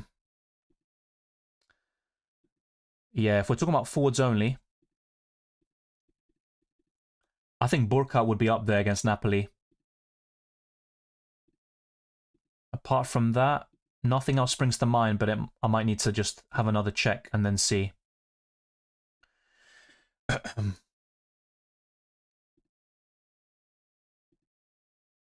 don't think Aubameyang's too shabby against Atalanta at home. So yeah, Burkhardt, Aubameyang, I mean, they are two of the highest goal scorers and also point scorers in UCL Fantasy for that price tag and below. So yeah, those two would stand out for me. Esposito plays tomorrow, and he will likely start for Inter Milan. So yeah, I think that's my answer. I give you two decent options. Haaland or Alvarez for Kane? I'd rather go for Haaland, as mentioned before. That air says on wildcard up to 7.5 million replacement for Calhanoglu. Already have Fermin Lopez, Gordon, and Paxal. Yeah, not an easy one. I don't think there are many standouts. I like Yamal and Saka, but they're obviously more expensive. I think to replace Calhanoglu, which is a shame, I have mentioned 1 week punts in the stream already, like Marino and Esteval, but if you want something a bit longer term, maybe Enzo Fernandez would actually be a decent one. I wouldn't mind him too much. That's the one that springs to mind for me. Esteval or McTominay. To be fair, McTominay's a good option. I think longer term I prefer McTominay, but for Matchday 4 only, it's Esteval. So it just depends on your situation. Long term though, I'd keep it simple. Who would you say is worth more swapping out, Kane or Elise? I'd rather sell Elise out of the two. FPL Avi says I'm in a bit of a pickle. Calhanoglu, Bastoni might not play, and Ben Sabani versus City on the bench. It seems like you're panicking. It's not the end of the world. Next match, 2 Barca players against Chelsea. Van de Ven against PSG. Well, Van de Ven, if he gets booked, could be suspended. Not to add to your troubles or worries, but just making you aware. Kane has a great record against Arsenal, albeit 70-80% of his goals probably are from penalties, but we'll see what he does in a few weeks. I mean, he is the best striker in the world, arguably. Gabriel against Bayern. There are still good picks long-term, though, and that's why I've said this many times. For those who wildcarded in 2, using the Limitless in Matchday 5 looks really enticing because of all the issues you mentioned that are going to happen in Matchday 5, or all the conflicts and, you know, tough calls, you know, Bayern, Arsenal. Yeah, I think Limitless in 5 would be great, but I don't know if you've got that in your back pocket. It's called Anthony Gordon, not Aaron Gordon, and yes, he should play. He was in training today, as mentioned a few times.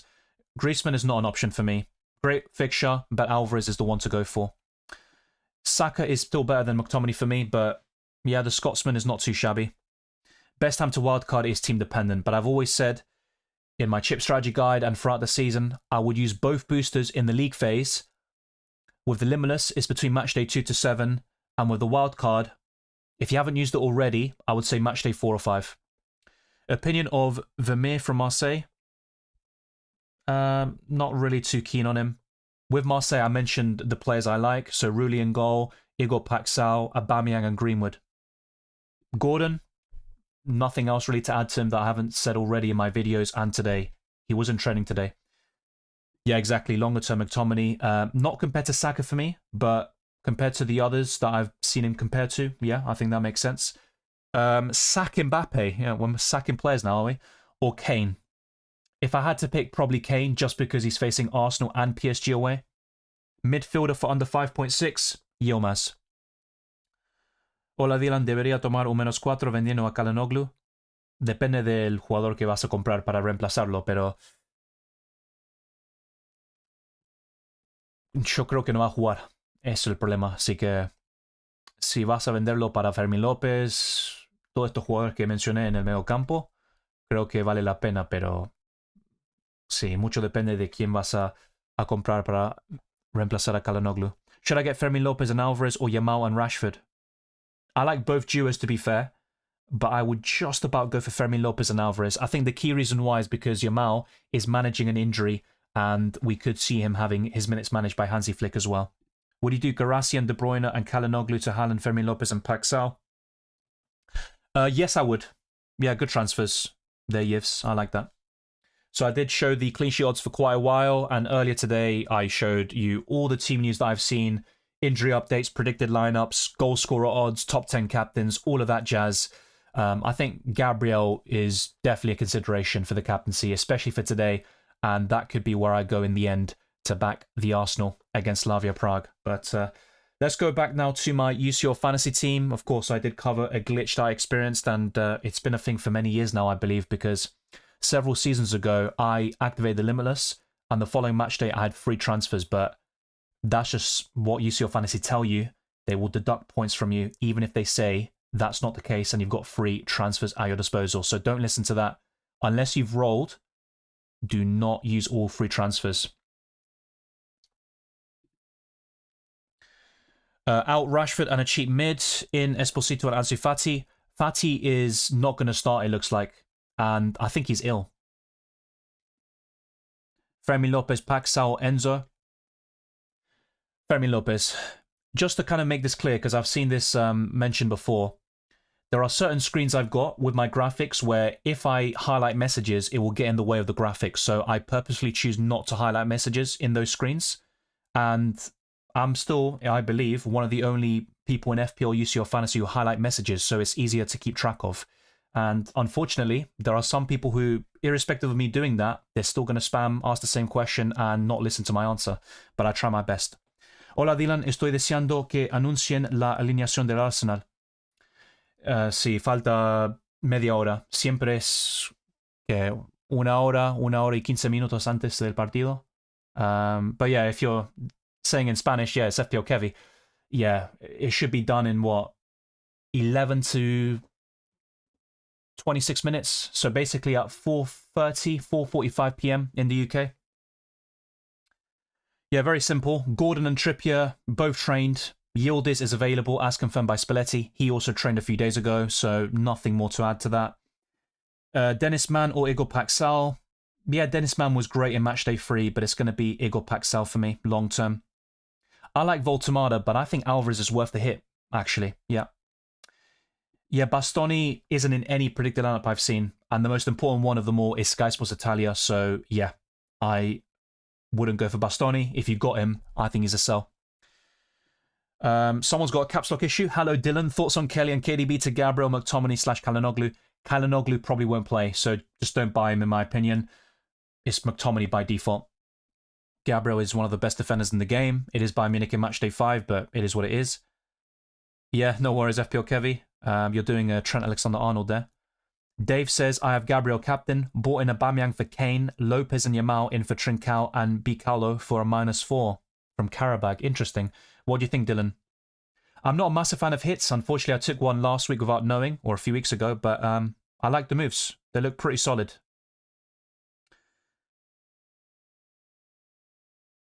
Yeah, I think that looks really good. They're all upgrades, with the exception of Aubameyang for Kane, but it does facilitate the other moves. Replacement for KDB, just the same midfielders I've discussed before, so I'm not going to be saying anything new. Yamal, Saka, Fermín López, Igor Paxal, Anthony Gordon, although I'm less keen on buying him this week. He was training today. Yildiz as well. He's going to be available and should start against Sporting. And long term, I think Yildiz is pretty decent. Should you do O'Reilly to Gabriel for a -4? The thing is, I've seen several predicted lineups with O'Reilly in it. I'm still not so sure if that's the case. If O'Reilly starts against Borussia Dortmund, I don't expect him to start against Liverpool over the weekend. So that's a difficult one to say, but I probably wouldn't do it for a hit. Captain on Alvarez, he's third in my list, so I like it. Not for me. I don't like Simeone as a captaincy option or necessarily as a transfer. It's a great fixture against Union Saint-Gilloise, but I think with Atletico, it's either Alvarez or you just go for a defender. Osimhen or Rashford for this match day? I still prefer Rashford, but not much in it. Long term, there is definitely a case to say Osimhen, but I'm going to stick with Rashford. Pulpo United says, Hola Dylan, estoy tomando un -4 para meter a Raya y Fermín López. El tercero que quiero meter es Rashford. ¿A quién sacarías entre Kane, Haaland y Mbappé? No me gusta vender a cualquiera, pero si tuviera que elegir, sería Harry Kane porque juega contra Paris Saint-Germain y Arsenal en los próximos 2 partidos.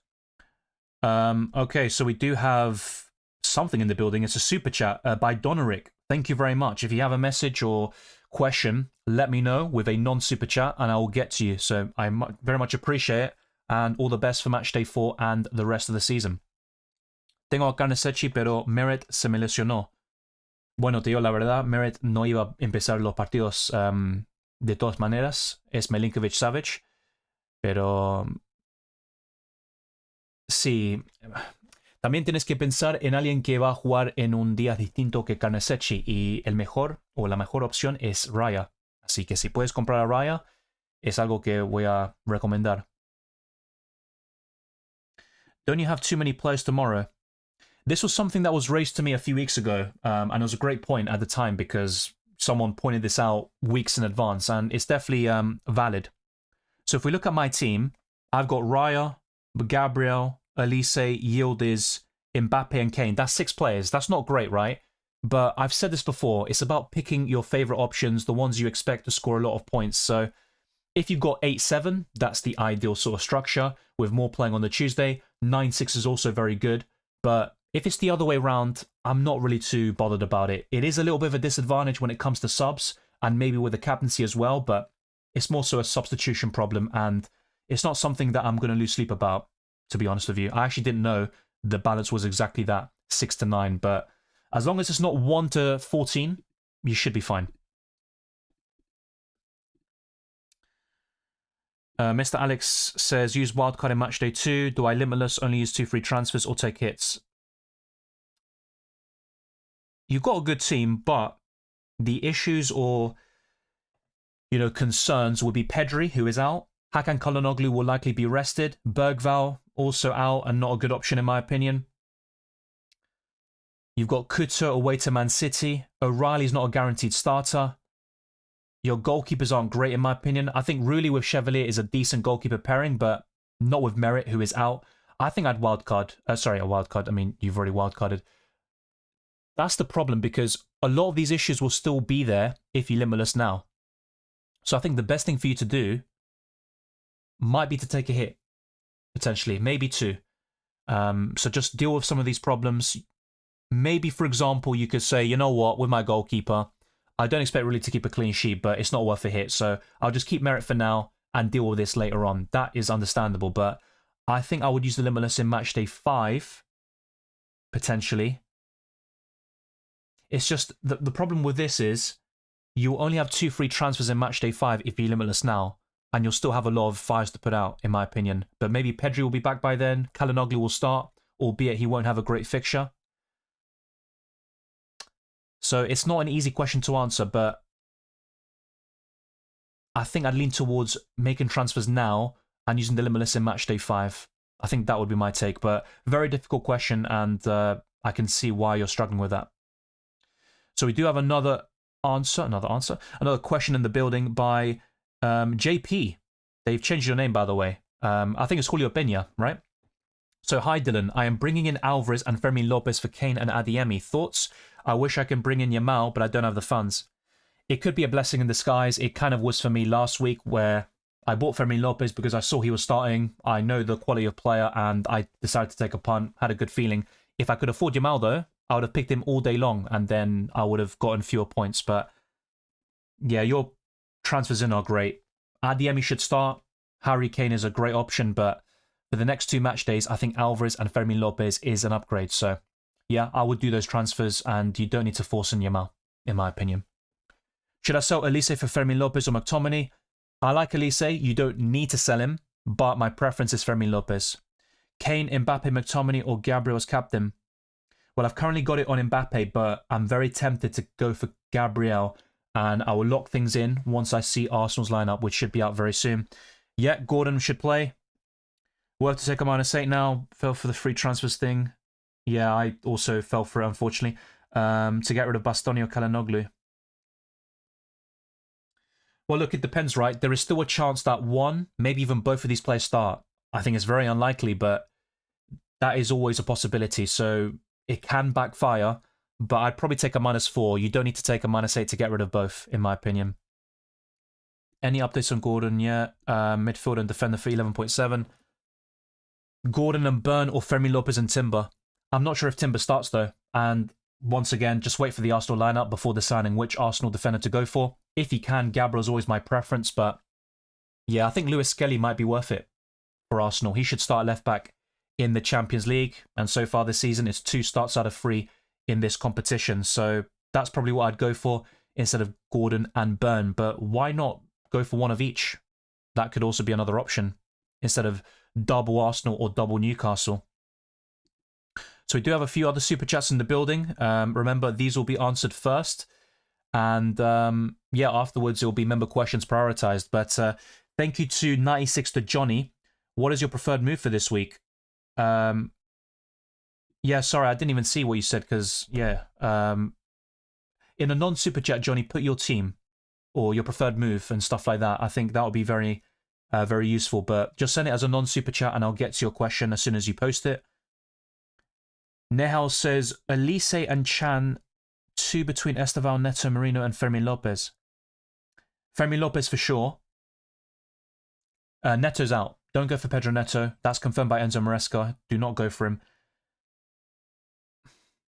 I would lean towards Marino if he starts up front against Slavia Prague, but I do like Esteval this week. It's just both him and Marino are sellable from matchday 5 onwards. That's my problem.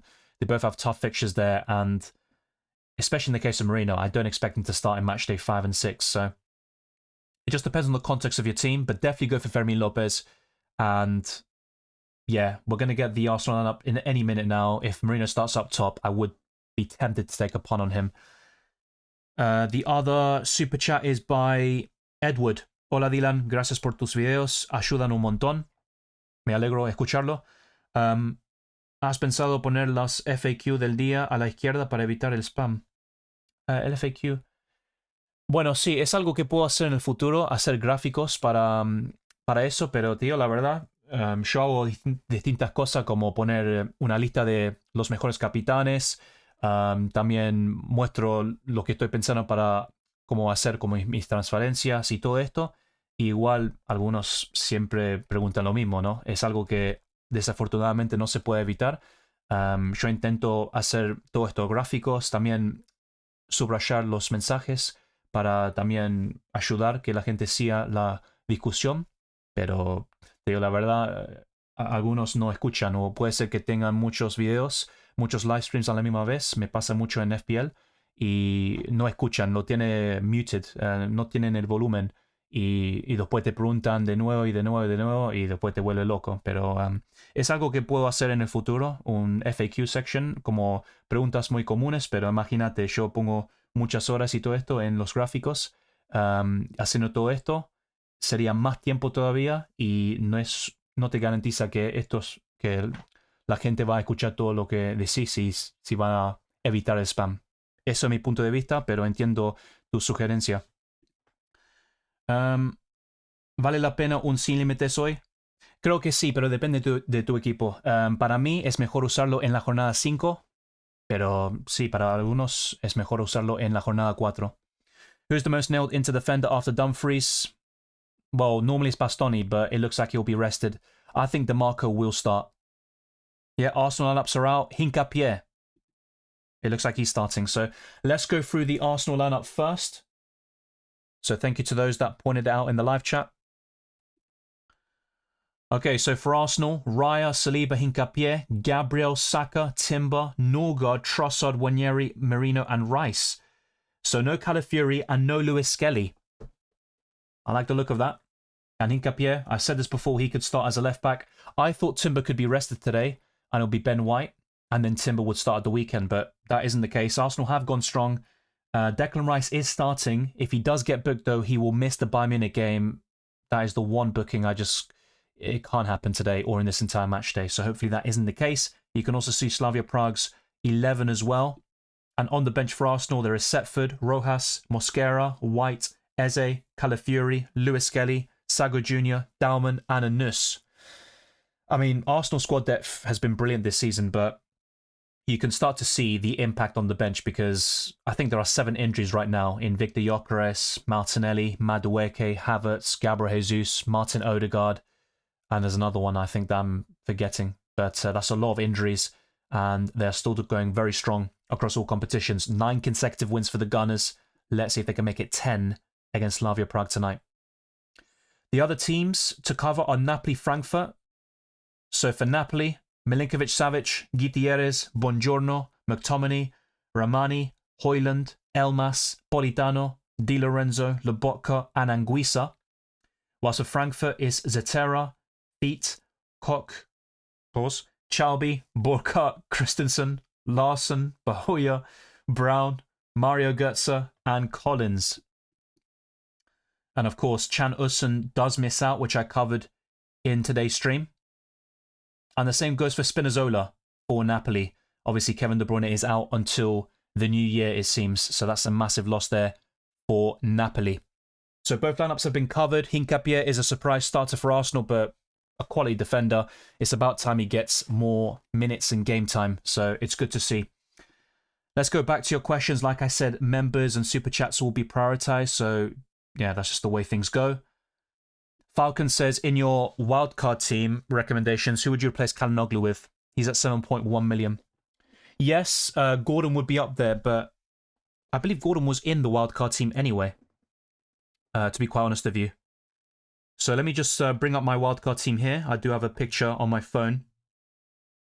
So yeah, my midfield in that wildcard video had Fermin Lopez, Gordon, Saka, Igor Paxao, and Calhanoglu. And I did highlight alternatives at the end of the video. I wouldn't mind replacing him with Yildiz, who is available. So you can ignore the orange flag. But yeah, I think that would be a prime candidate to replace him. And Gordon should start, or at least be in the squad, because he wasn't training today. And I would expect him to get the nod with his Champions League form. Gabriel's not out, mate. You don't need to, troll like that. You sticking with Kane and Elise? To be honest, it's not fully decided. I wanted to wait for the Inter Milan predicted 11 by Sky Sports Italia. We did get that. And also the early lineup. So I'm going to be deliberating now for the next hour or so about my final transfers. I'm not looking to sell both, but I think one of them could make way. That is the way I'm looking at it at the moment. I'm probably going to sell Calhanoglu. Yeah. Look, Gordon is still a risk because he was subbed off for half-time against West Ham, and he has a hip issue, but he was in training today, so I think you've got a better chance of getting points from Gordon. Wanyeri, come on, you Gunners. Yeah, I do like Wanyeri. Surprised about Lewis Skelly, same here. I mean, it's usually him or Calafiori, but instead we've got Hincapié, but we've seen the Ecuadorian play at left-back for Bayer Leverkusen and also Ecuador over the years. ¿Qué opinas de tomar un hit para cambiar a Adeyemi por Estevao o Rice? A largo plazo prefiero a Rice, pero como dije en inglés, si le dan amarilla en este partido, lo van a suspender por un partido contra Bayern Múnich. Así que no me gusta eso de Rice y también juega con Bayern Múnich en la jornada 5. Así que no espero mucho de él en un partido así, pero para esta jornada me gusta Estevao. No es una opción para largo plazo, en mi opinión, porque no siempre juega para Chelsea, pero me gusta Estevao para la jornada 4. Creo que va a empezar contra Karabakh y le va a ir bien, en mi opinión.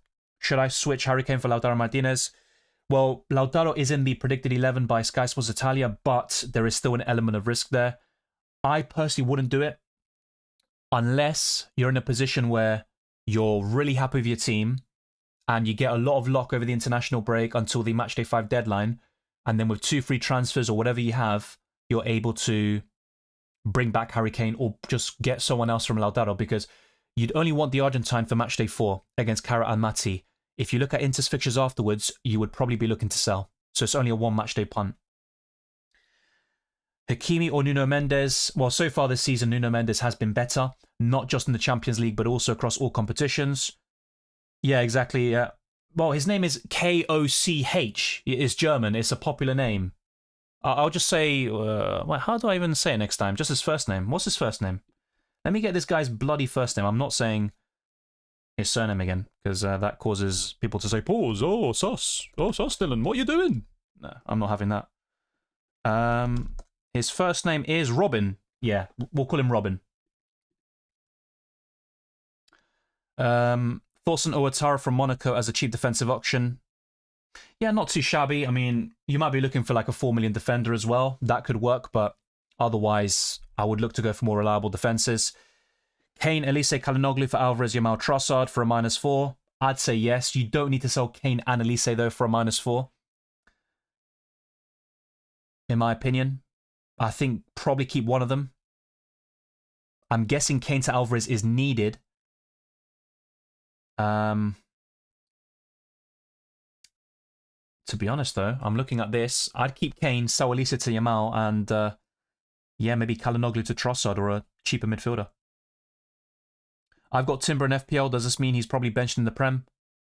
It's a possibility. I mean, I got Timber in FPL recently, so it's not something I wanted or expected, but I still expect him to get the start, especially if he's subbed off early at 60, 70 minutes today, but if he plays the full 90, I would be very concerned, yeah.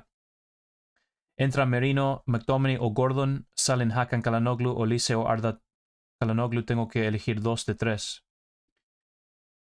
Well, look, let's go back to the Arsenal the actual lineup. So Merino is starting up top. And yeah, Arsenal went for Wanyeri in the midfield. I think that those are the main surprises, Wanyeri and Hincapié. The rest is kind of what you would expect from the Gunners. They have gone strong. Maybe Timber, to a certain extent, is a bit of a surprise. But yeah, for this question in Spanish, yo diría que McTominay y Gordon son los mejores a largo plazo, pero si quieres alguien para esta jornada, alguien como Merino o Estevao está muy bien, pero a largo plazo es algo distinto. Yeah, Buongiorno 3.9 defender, absolutely great. Sounds fantastic when you sell it to me like that, but Napoli also conceded 6 goals in their recent Champions League game, and Antonio Conte typically struggles in Europe. Napoli aren't also keeping that many clean sheets in general. I know they kept one over the weekend against Como, but I don't really trust their defense. Yeah, Yildiz is expected to play, mate. I don't know how many times you need to hear it. Yeah, by the way, yeah, some of these spammers are... Yeah, I think it's probably worth timing them out. I can't lie. Otherwise, it's just they're going to keep repeating the same stuff. So we do have over 1,000 people watching. I've answered dozens of questions. Also provided all the team news, injury updates, and predicted lineups. So drop a like, subscribe to the channel. If we haven't already, I think we're basically at 37k. So I'm going to have a quick look and see what our progress is like. Oh yeah, we reached it a while ago. Yeah, already over 100 subscribers during the duration of this video. So I appreciate that. Let's get to even more and closing on new goals like 38k. And as a thank you, I will be gifting 10 memberships at the end of the stream. That'll give you early access to my videos for an entire month and many other perks. That includes priority reply to comments in my videos and live streams. So you will always have your questions answered, just like a super chatter as well.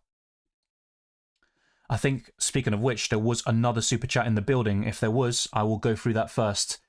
Best 5 million mid. Well, my favorite is Yilmaz, but I'm not sure if you need it to be specifically 5 million or if it can be 5.1 or 2. But I think Yilmaz is the best of a relatively bad bunch, or rather inconsistent, because if you want more reliability, then you have to spend a bit more money. But yeah, Yilmaz is the one. I bought him recently, and hopefully he can pay off that -4 hit, which I took last week because of UCL Fantasy's stupid bug.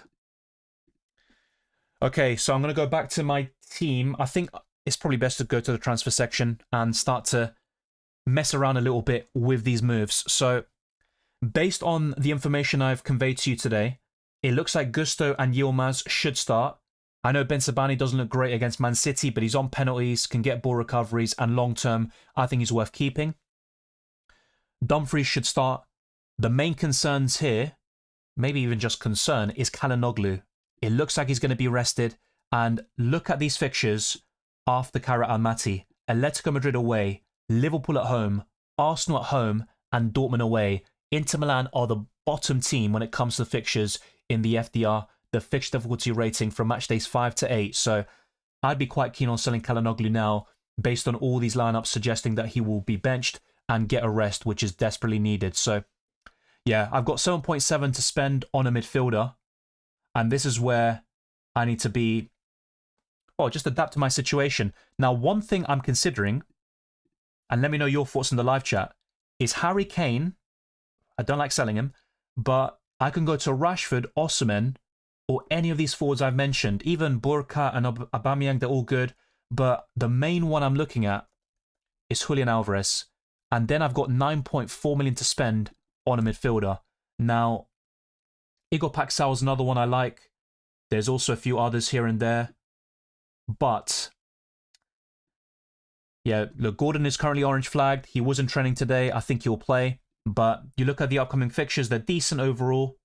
Bilbao at home, Marseille away, Leverkusen away, PSV at home, then it's PSG away, which ruins things a little bit. But I think Gordon is quite decent until matchday 8. Ideally, I would go to an Arsenal player like Bukayo Saka. But look at this, I'm 0.1 million off. That is a bit frustrating. But yeah, that would be something I'm very keen on, actually. Now, I could take a 1 week punt on Marino, but that doesn't really help too much, only for this match day if Çalhanoğlu is benched. But that's something I'm kind of entertaining at the moment. Yamal is also more expensive, so if I wanted to get one of those players, it would require an Osimhen or a cheaper forward like Rashford. So I'm going to put a poll out on my channel, but before I do, let's go through the super chat first. That is by Sid. I think it's Sydney. Like I don't know what YouTube are doing, just changing the names and stuff. It makes it very difficult to follow. But thank you for the super chat. Mbappe, Kane, Haaland, one to remove. Well, if I were to sell one, and you're seeing some transfer plans on screen at the moment, it's probably going to be Harry Kane, because I've got Elise, and PSG and Arsenal away are up next for Bayern Munich. Çalhanoğlu, Adeyemi, Elise, one to remove for Saka. Is Marino worth it? Marino's worth it for this week only, but I think he's a sell from matchday 5 onwards. I don't think he'll start against Bayern Munich unless Arsenal have an injury crisis or continue to get injuries. I would argue they already have one with 7+ key injuries. But yeah, Hanko should start, I believe. I went through all the predicted lineups and Hanko was in it. He has been quite a mainstay in that Atletico Madrid team all season, really. Thank you to Ikyon. I'll call you Echo. Echo, is that even rude? But yeah, thank you for the super chat. If you got a message, let me know. The same goes for a previous one by the Johnny, because you asked me what is your preferred move for this week, but I don't know what the move is. So if you can, let me know and I can go through that as well. Well, you say that, Goldhead. Martinelli is injured. He's not in the squad, so there's no point talking about Martinelli. And the lineup was covered. Trossard's on the left, Saka on the right, and Marino up front. So really, if you want a one matchday punt for Arsenal, it's going to be, yeah, one of those players I just mentioned. And Marino's the most appealing because he's up front, I guess. But I'm not a big fan long term. Yeah, Enzo should start, but Chelsea have been a bit funny with their rotation this season in the Champions League. Merino or Fermin and Paxal? Prefiero a Fermin Lopez. Thank you, Anish. Dylan, Elise to Arsenal or Napoli mid? 9.3 million left. Yeah, you can't get to Saka, just like me, which is a bit disappointing. But look, McTominay's a good option long term. I think I would prefer him over Marino, for example. But yeah, for this week only, I'm going to say Arsenal. Long term, it has to be a Napoli midfielder like McTominay. I'm not a big fan of any of these options, though. If it was Saka that you could afford, it would be a different answer from me. And in the case of Declan Rice, who I'm bigging up in FPL, and I do like him in UCL Fantasy too, my reasoning for not going for Rice is because he is one yellow card away from suspension, and it's Bayern Munich away next. I think Saka, for example, could score in such a game. He did it a few years ago against the Bavarians. But yeah, probably McTominay at the moment. Junaid says Kane, Kalanoglu to Alvarez Saka or Kalanoglu Garcia to Gabriel Fermin Lopez. That is a very, very difficult question. I'm going to say Kalanoglu and Garcia to Gabriel and Fermin Lopez. Yeah, very, very good super chat. And I was kind of like saying, oh, the first transfers look really good. But then I looked at the other ones and yeah, I'm probably going to lean towards that. Hey, Dylan, best combo to replace KDB and Mastantuono. Already have Elise, Yamal, and Yilmaz. But yeah, I don't know what money you have in the bank, so you might have a little bit more to spare, which helps a little bit with determining the two best to replace them. But I think Igor Paxao, Gordon should be considered. Fermin Lopez from Barcelona. I'd probably say Fermin Lopez and maybe Igor Paxao. That would be pretty decent. Yes, for the 100th, 200th time, Yildiz will play. Hola, ¿qué opinas de seleccionar a Fermin López y Lamine Yamal? Está bien. Creo que Barcelona es un equipo que ataca mucho, crea muchas oportunidades y creo que vale la pena ir por 2 o 3 jugadores en el mediocampo y también como delantero. Marcus Rashford es el mejor ejemplo, pero sí, creo que 1 o 2 es el mejor. También tienen a Chelsea en la jornada 5, que no va a ser fácil. Frankfurt va a ser bastante bueno para los delanteros. No me gusta mucho a los defensores de Barcelona, pero sí, creo que Lamine Yamal y Fermin López están muy bien. There's not really much more to say about Kalanoglu. He's fine. He's not injured or anything, but all the predicted lineups and reports indicate that he's going to be benched. That's pretty much it. I did Ahmed, but that's just UCL Fantasy, and in their predicted lineups, they've got Fermin Lopez starting. In every single lineup I've seen, he's starting, and I see no reason why Fermin Lopez will be benched. He scored a hat-trick against Olympiacos. He scored against Real Madrid in the following game. He got 2 assists over the weekend. I think it would be madness if he was benched, but of course, rotation, managing minutes, all of this comes into play for managers. It's not an easy job. I believe he will play, though. -4 wildcard, it depends on what the transfers are going to be and what other changes you'd make on the wildcard. So just saying -4 wildcard makes it difficult to answer definitively, but I will lean towards -4 in this situation, I guess, because you can then wildcard in matchday 5 after the international break where you might get suspensions and injuries and stuff like that. So yeah, that could also be quite helpful.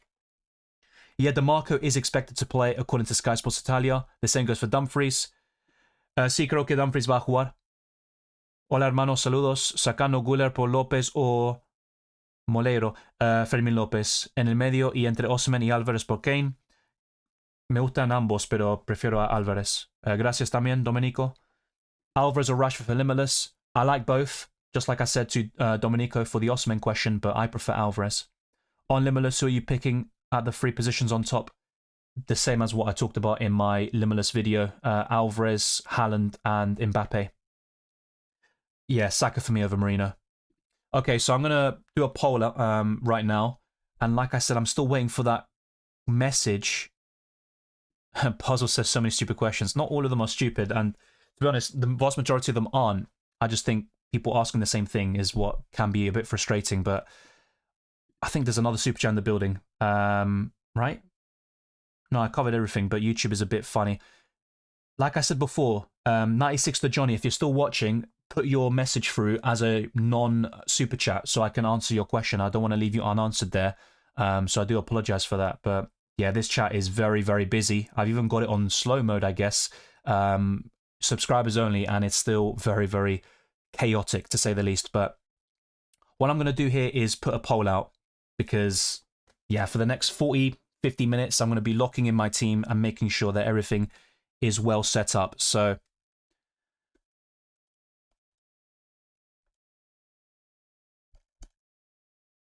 these are my final transfer plans with several reports indicating that Kalanoglu will be benched. So let's see.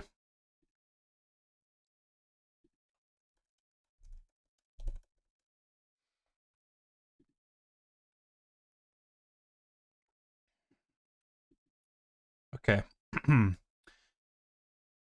So it's probably worth having them in different screens as well. so I can compare them side by side. So the first one is what you see here. Unfortunately, I can't get to Alvarez and Saka, so in order to get one of Yamal or Saka, it would have to be a cheaper forward like Osimhen or Marcus Rashford. So yeah, let's do that then. So Calhanoglu and Kane to Saka and Rashford. The next one will be a bit different. I'm going to put Yamal and Osimhen in the next one. But it's going to be the same players being sold. So as you can see here, Kane out for Victor Osimhen. And that actually means a double up in Galatasaray's attack. And here, I've got a lot of money in the bank. I can go for Yamal and double up on Barca offensively as well. Then the other option, and it probably involves selling Kane as well, which I'm not a massive fan of, by the way. I mean, this is the thing. I'm also looking at Elise as a potential downgrade. And then doing something like this, Igor Paxal and Saka, that actually looks pretty good. Yeah, I like the look of that. I think I've just swayed myself a little bit, but let's do that again. So Calhanoglu, and this will be Elise. And then that will be Saka and Igor. Yeah, not enough characters for Igor Paxal, but you know who it is. Black and yellow, black and yellow. Yeah, let's bring in Igor. Yeah, I'm going to put just Paxal. Okay, so these are my transfer plans. I'm going to keep it quite simple, I think. Otherwise, it'll be A, B, C, D, E, F, and no. I'd rather keep things quite concise and, yeah, limit it to these options. So, yeah, I think that is pretty much it. I'll keep it to these three avenues. I mean, yeah, Rashford, I think he'd be one of the top ones to buy. I would be a bit short from Alvarez and also Lautaro Martinez. But yeah, we'll keep Rashford in this scenario. So I'm going to put the poll out now. Let me know your thoughts in the live chat. So the first option is to sell Calhanoglu and Kane for Saka and Rashford. 2 free transfers, no Houdini by UCL Fantasy with the -4s and stuff.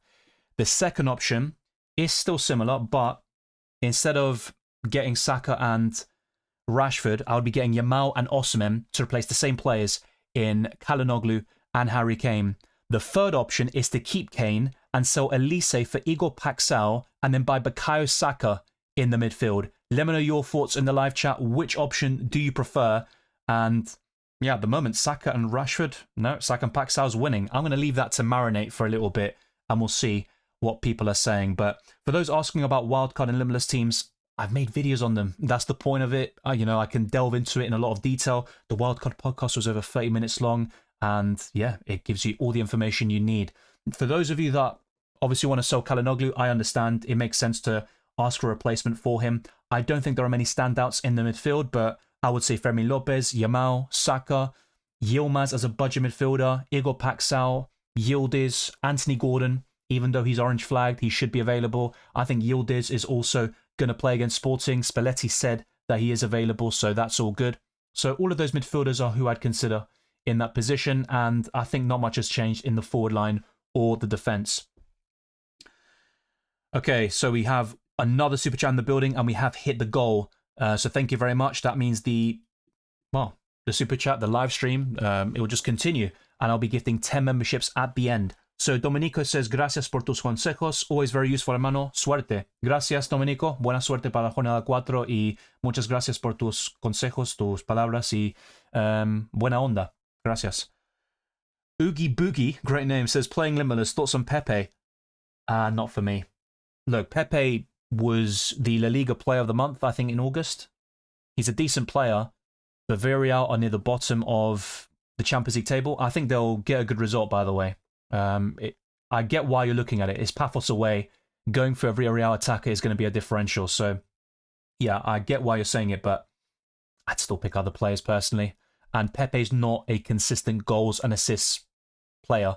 The last time he did that was at Lille before joining Arsenal. So, yeah, I think with Pepe, if you really are, fancying him as a punt and you want a real attacker, then don't let me sway you the other way. You've got to trust your gut, back your instincts there. But I just don't really like him as much as the other midfielders I just highlighted a few minutes ago. Well, Yazin, if you check my my poll, just click on it, you will see in the question section that Çalhanoğlu is expected to be rested by multiple sources and predicted lineups. So he's fit, he's available, but he can't play every minute. He's not a machine and robot. It's also Kara and Mati. So thank you, Drunk Baller. As you say, we did hit 37k. We've gone 100, 200 subscribers in the stream alone. So I do appreciate those showing support to the channel. Let's also get the likes up. I'm not sure exactly what it is at this moment in time, but yeah, we've got 1,300 people watching. Let's get the likes up to 500 if that is possible. It costs nothing and also goes a long way. I'm also going to try my best to whiz through the questions, but just bear in mind there will be times where I'm on the lookout for more news, and also I need to think about my own team. So if I do go silent for a little bit, even a few seconds, that doesn't mean I'm blanking you. I'm just trying to do other things as well. Yeah, the goal was reached for the subscribers, also the super chats as well, which you referenced. So a massive thank you to everyone. Yeah, Greenwood's been in good form this season, very consistent. With Marseille, I highlight 3 or 4 players to, take into account. Rulli in goal, Igor Paxal, Greenwood, and Aubameyang. The problem with the latter two, though, is that they're classed as forwards, and I don't think they stack up to, Kane, Mbappe, Haaland, Alvarez, Lautaro Martinez, and all these other options I've discussed, like Osimhen and Rashford. Speaking of which, Rashford or Alvarez. I like both of them, but Alvarez is the preference. Well, I like Fermin Lopez. I bought him in last week, and it went very well. I just don't really see why.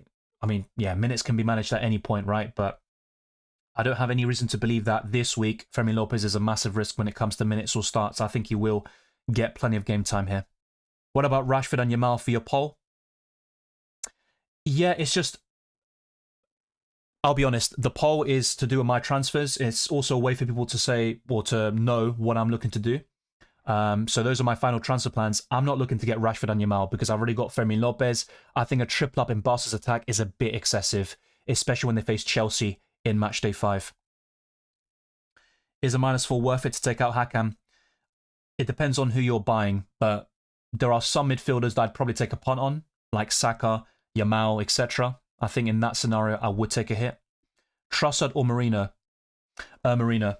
Yeah. In our super chat goal, I write it at the beginning. That's the point. We can talk about other things, even shows, films, just more relaxed. And I'm happy to answer a few FPL questions as well. I am going to post an FPL video very soon for members and patrons. And tomorrow it'll be published for all viewers. So that'll be the transfer tips. You can also, comment on any of those videos and we can talk there. There's also my Discord server, Twitter, Instagram, and Blue Sky. There are many different ways to contact me and to keep the conversation going. I can't guarantee you Xavi Simons was horrible against Chelsea, even as a substitute. But in the UEFA predicted lineup, Xavi Simons is in it. So I think he'll start. Should I change Kane for Haaland? I think so.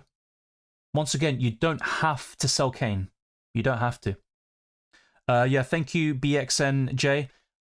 That's why I never put the flag in the first place when I made the graphics, because Spalletti said he's available. He was in training over the last couple of days. And there you go. There's no reason to be concerned about Yildiz. He will start against Sporting tonight. Thank you, FPL Avi. I appreciate it. Already took a -4 because of the free transfers glitch. Still worth taking another hit to sell Çalhanoğlu, and torn between Enzo and Yildiz for the transfer. Well, look, I can only speak from my opinion. Over the past year, in my UCL Fantasy streams, I've shown Sky Sports Italia lineups for Inter Milan. They've always got it right. Always. And if something changes based on an illness or something like that, they've also covered it. So that's just the way I think. I think that Çalhanoğlu will be benched based on their predicted lineup, so I would sell him. Even for a -4 hit, it's tough. It's not ideal, but I probably would do it. I do like Enzo Fernandez, but I think long term, by the way, the hiccup's not crying, I promise. Yeah, I would go for Yildiz. I think long term, that's a really good transfer. There's Paphos away very soon as well. Sporting isn't easy, so don't expect immediate returns from Yildiz necessarily, but I think it will pay off in the long term when Inter Milan face the likes of Dortmund, Arsenal, Liverpool, and Atletico back-to-back It's a very bad fixture swing for them. So great question. I would take the hit personally and sell Calhanoglu, but that's because of my experiences with Sky Sports Italia and their predicted lineups. So if you have the wildcard still, I would say match day 4 or 5, but that is a general thing. Some people might be better off using it later, but I think the chips are best deployed in the league phase, particularly the Limitless. I always say that. Match days 2 to 7. Don't use it in match day 8. Apologies for that, by the way. What the bomber club? Hopefully that doesn't impact the stream. So yeah, I'll have a look at that, but let me know if anything's changed or anything. That's very, very strange.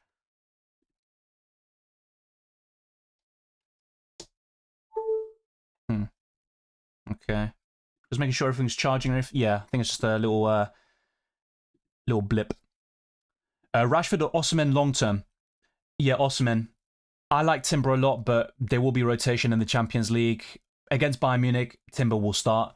And of course, he's starting tonight. So that's a very big boost for those that have him. But beyond that, I couldn't guarantee that Timber starts in matchday 6, 7, and particularly 8 against Kara Almaty, which is the best fixture Arsenal will have in the Champions League this season. Best captain for tonight, Kane or Mbappe? I prefer Mbappe. And for anyone asking Captaincy questions, guess what? Let's do a drum roll, please. Well, I'm just going to let this all play out. So not just the captaincy, but also the clean sheet odds. You can see Inter, Arsenal, Atletico, Spurs, Newcastle, and Chelsea in the top 6. And just outside the upper echelons, we've got Villarreal, Man City, Napoli, Juventus, Benfica, Barcelona, Marseille, Olympiacos, PSV, and Galatasaray. The list goes on and on in order. These stats are taken by the website fantasyfootballpundit.com. And you can see the teams near the bottom, which includes Borussia Dortmund, Karabag, Club Brugge, Union Saint-Gilloise, and Kara Almaty. These are the goal scorer odds, by the way. Lautaro is top, and it looks like he'll start, but I wouldn't absolutely guarantee it. Haaland is second.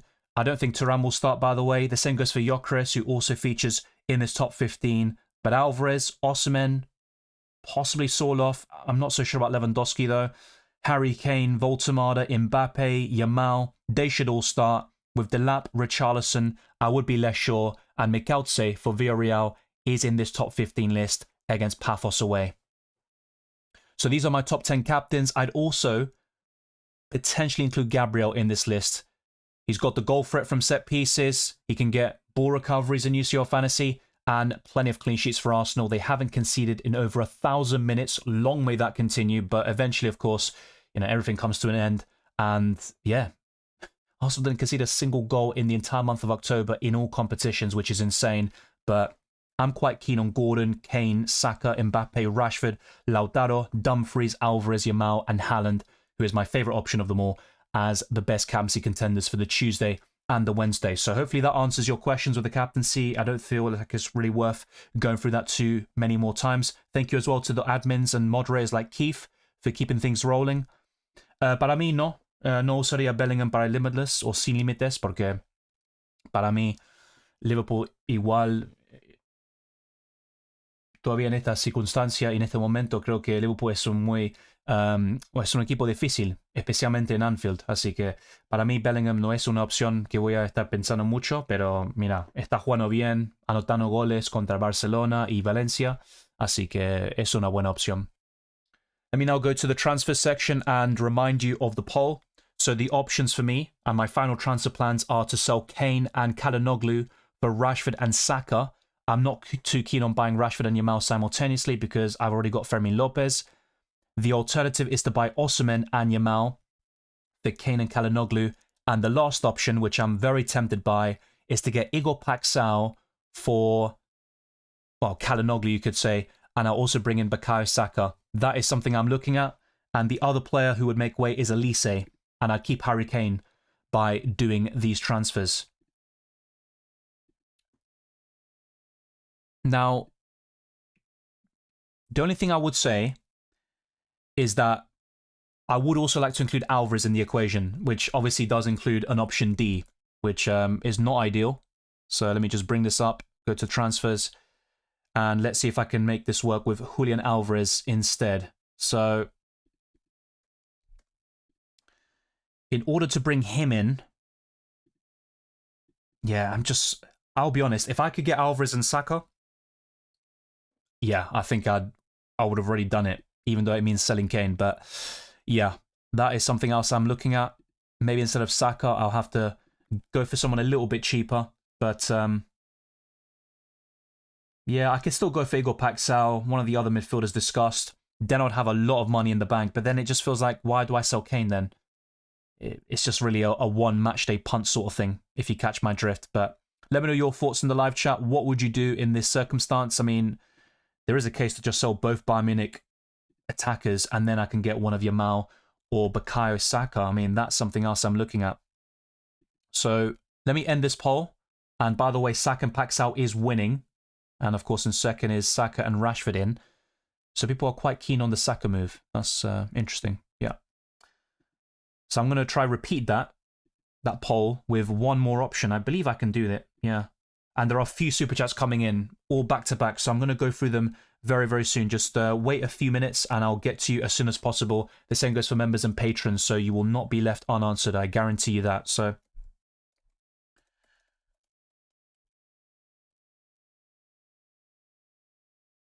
let's do that again. Kalanoglu and Kane. Yeah, I need to do that again. That's annoying.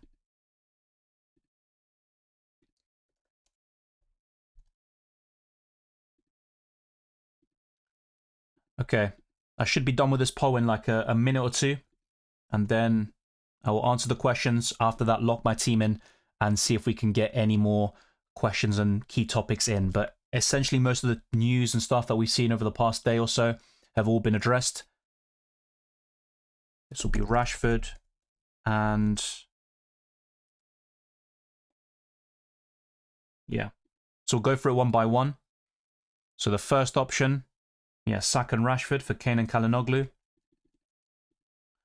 The second one is also, yeah, Osimhen and Yamal coming in. Yamal, Osimhen. And yeah, there's two more here. I'm not going to complicate it too much though.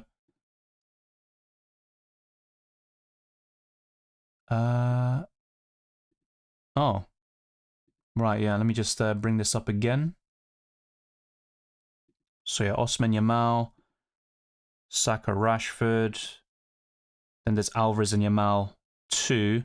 Yeah, this one would be keeping Kane and bringing Paxal in. And I'd have 0.1 million in the bank. Those are the options for me. So yeah, Kalanoglu, Kane, and then going to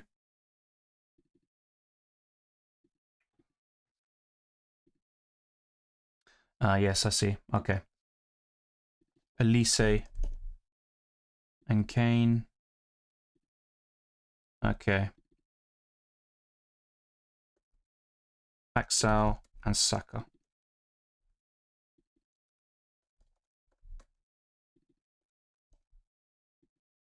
And yeah, the last one. This is literally overcomplicating the poll.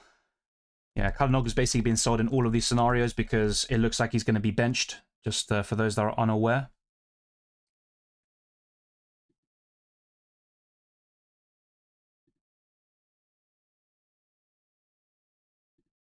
Okay, yeah. And then one of them will be Elise and Kane for Yamal and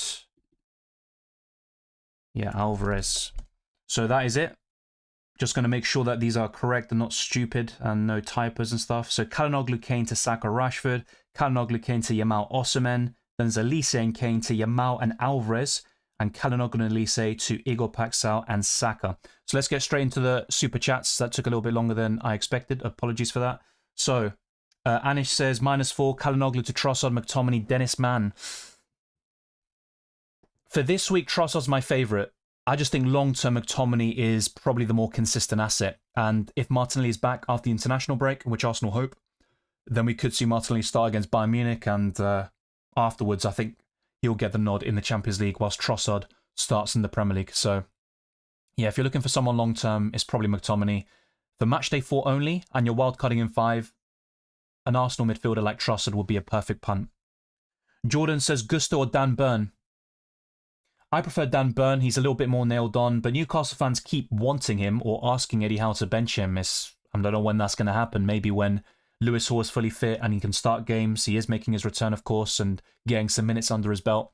Livramento should also be very close to a return. But yeah, I think both of them will start in Matchday 4, and that's the hope for me. I've got both of them.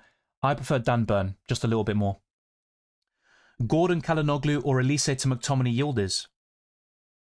Well, it's Gordon over Kalinoglu for me, because Gordon trained today. I think he'll start against Bilbao, whilst Kalinoglu is expected to get a rest against Kara Almaty.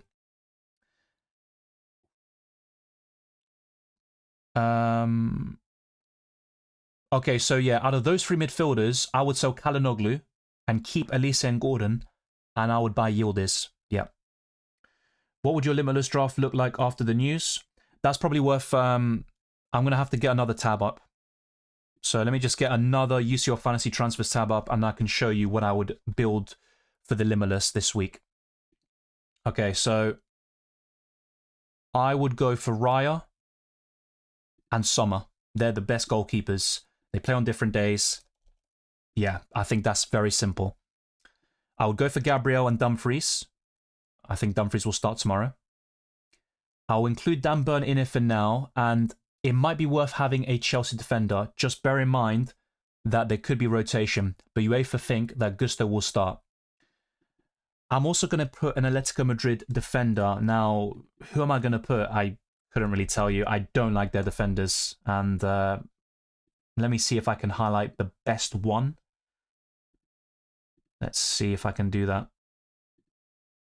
Probably Lenormand. I mean, yeah, he's got the most points by far, but it's a very, very sad state of affairs here when you look at their points so far this season. So probably Lenormand. I'm also going to put Yamal and Saka. So let me get rid of these filters and let's bring in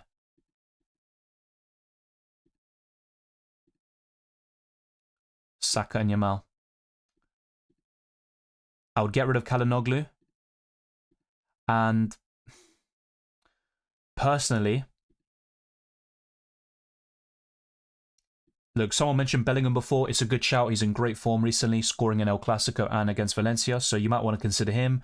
Kvaratskhelia. Elise is still good against PSG, but I'm going to go for Anthony Gordon still. I believe he will start. Some people mention McTominay on a Limitless. Not a bad idea either. I think that could be considered. I am struggling for that fifth midfielder though, especially with Kalinoglu missing out. He would have been the kind of banker. Not so much now. So I'm going to put Foden in here for now, but this is not something I would be entirely sure about. Haaland definitely makes it. There is a question about Mbappe. He's not as much of a standout as he normally is, but you could do something like this, by the way. Yeah, I think Lautaro, Alvarez. I would go for something like this, but Foden is the weak link. I'm not so sure about him.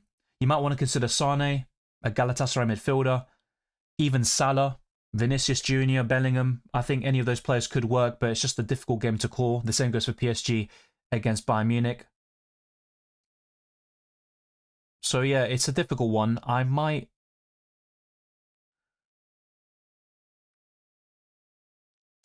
just go for Kvaratskhelia. Just one of those midfielders. But it's not a great fixture, that's for sure.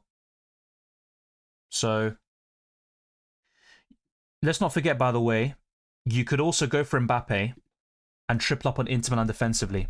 That's something I was thinking about whilst doing the other changes. So then instead of Gusto, you can go for DeMarco, who should start tomorrow, according to Sky Sports Italia.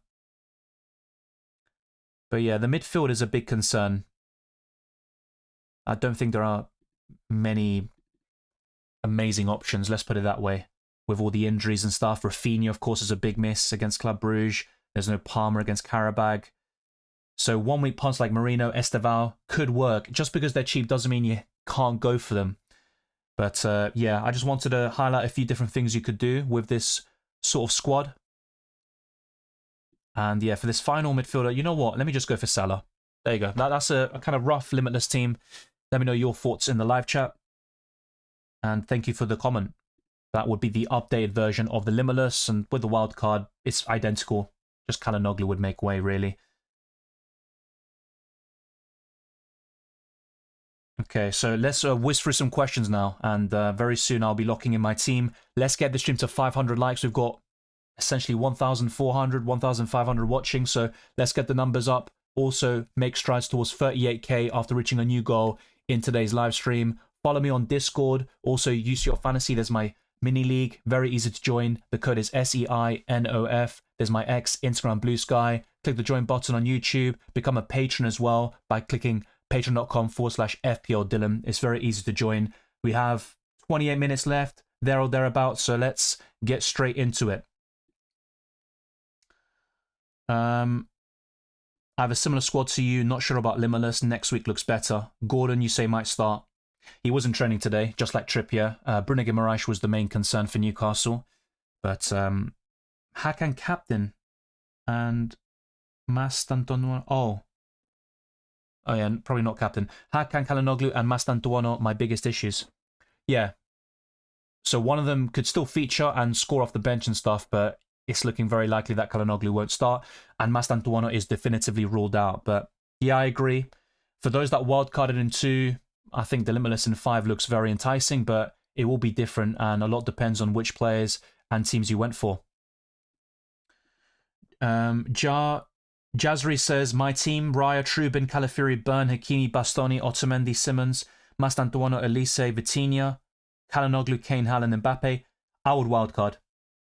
I would wildcard Limitless in 5, and I think by wildcarding to players and teams with a good fixture in 4, you will also have good fixtures from 6 to 8 for the most part. So that is the best course of action for you. Wildcard now, Limitless 5. I think that looks really nice.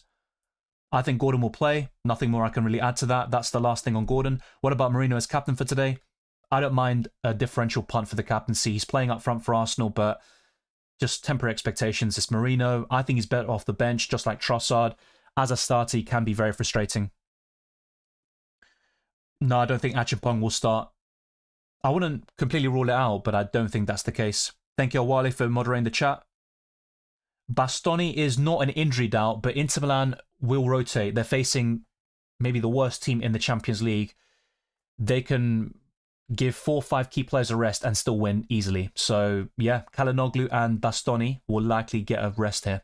That's the information we have. Kane will crush a rank. I never said I'm selling him for sure. It's just a possible transfer. Sell Calhanoglu and Ussun for Fermin Lopez and Nicolas Pepe. Well, the fixture's great against Paphos. I'm not denying that Pepe can't do well. He certainly can, but I just don't like him that much long term. He's also not very consistent when it comes to goal contributions, but I do like Fermin Lopez. Enzo or Fermin? Fermin. Thoughts on Kvaratskhelia? Long term, I like him. I just have some doubts about this week against Bayern Munich. Any sub 6 million midfielders? Well, Caicedo is at 6. You also have at under 6 million Yilmaz from Galatasaray. Best captains have been covered. Haaland's probably number 1. Any Chelsea players? As a 1-week punt, Esteval. Defensively, one of Gusto Cucurella, if they start, but nothing is certain. Yeah, from those players, it's between... Well, Julian Alvarez is my favourite captain for the Tuesday. Yeah. -4, Elise for Saka. I'm not sure about -4. I think Lautaro will start tomorrow. It's just based on that Sky Sports Italia predicted lineup. It's not my information or anything. I just trust them. That's all. Yeah, Trippier should play. Saka's captain over Mbappe. I probably would.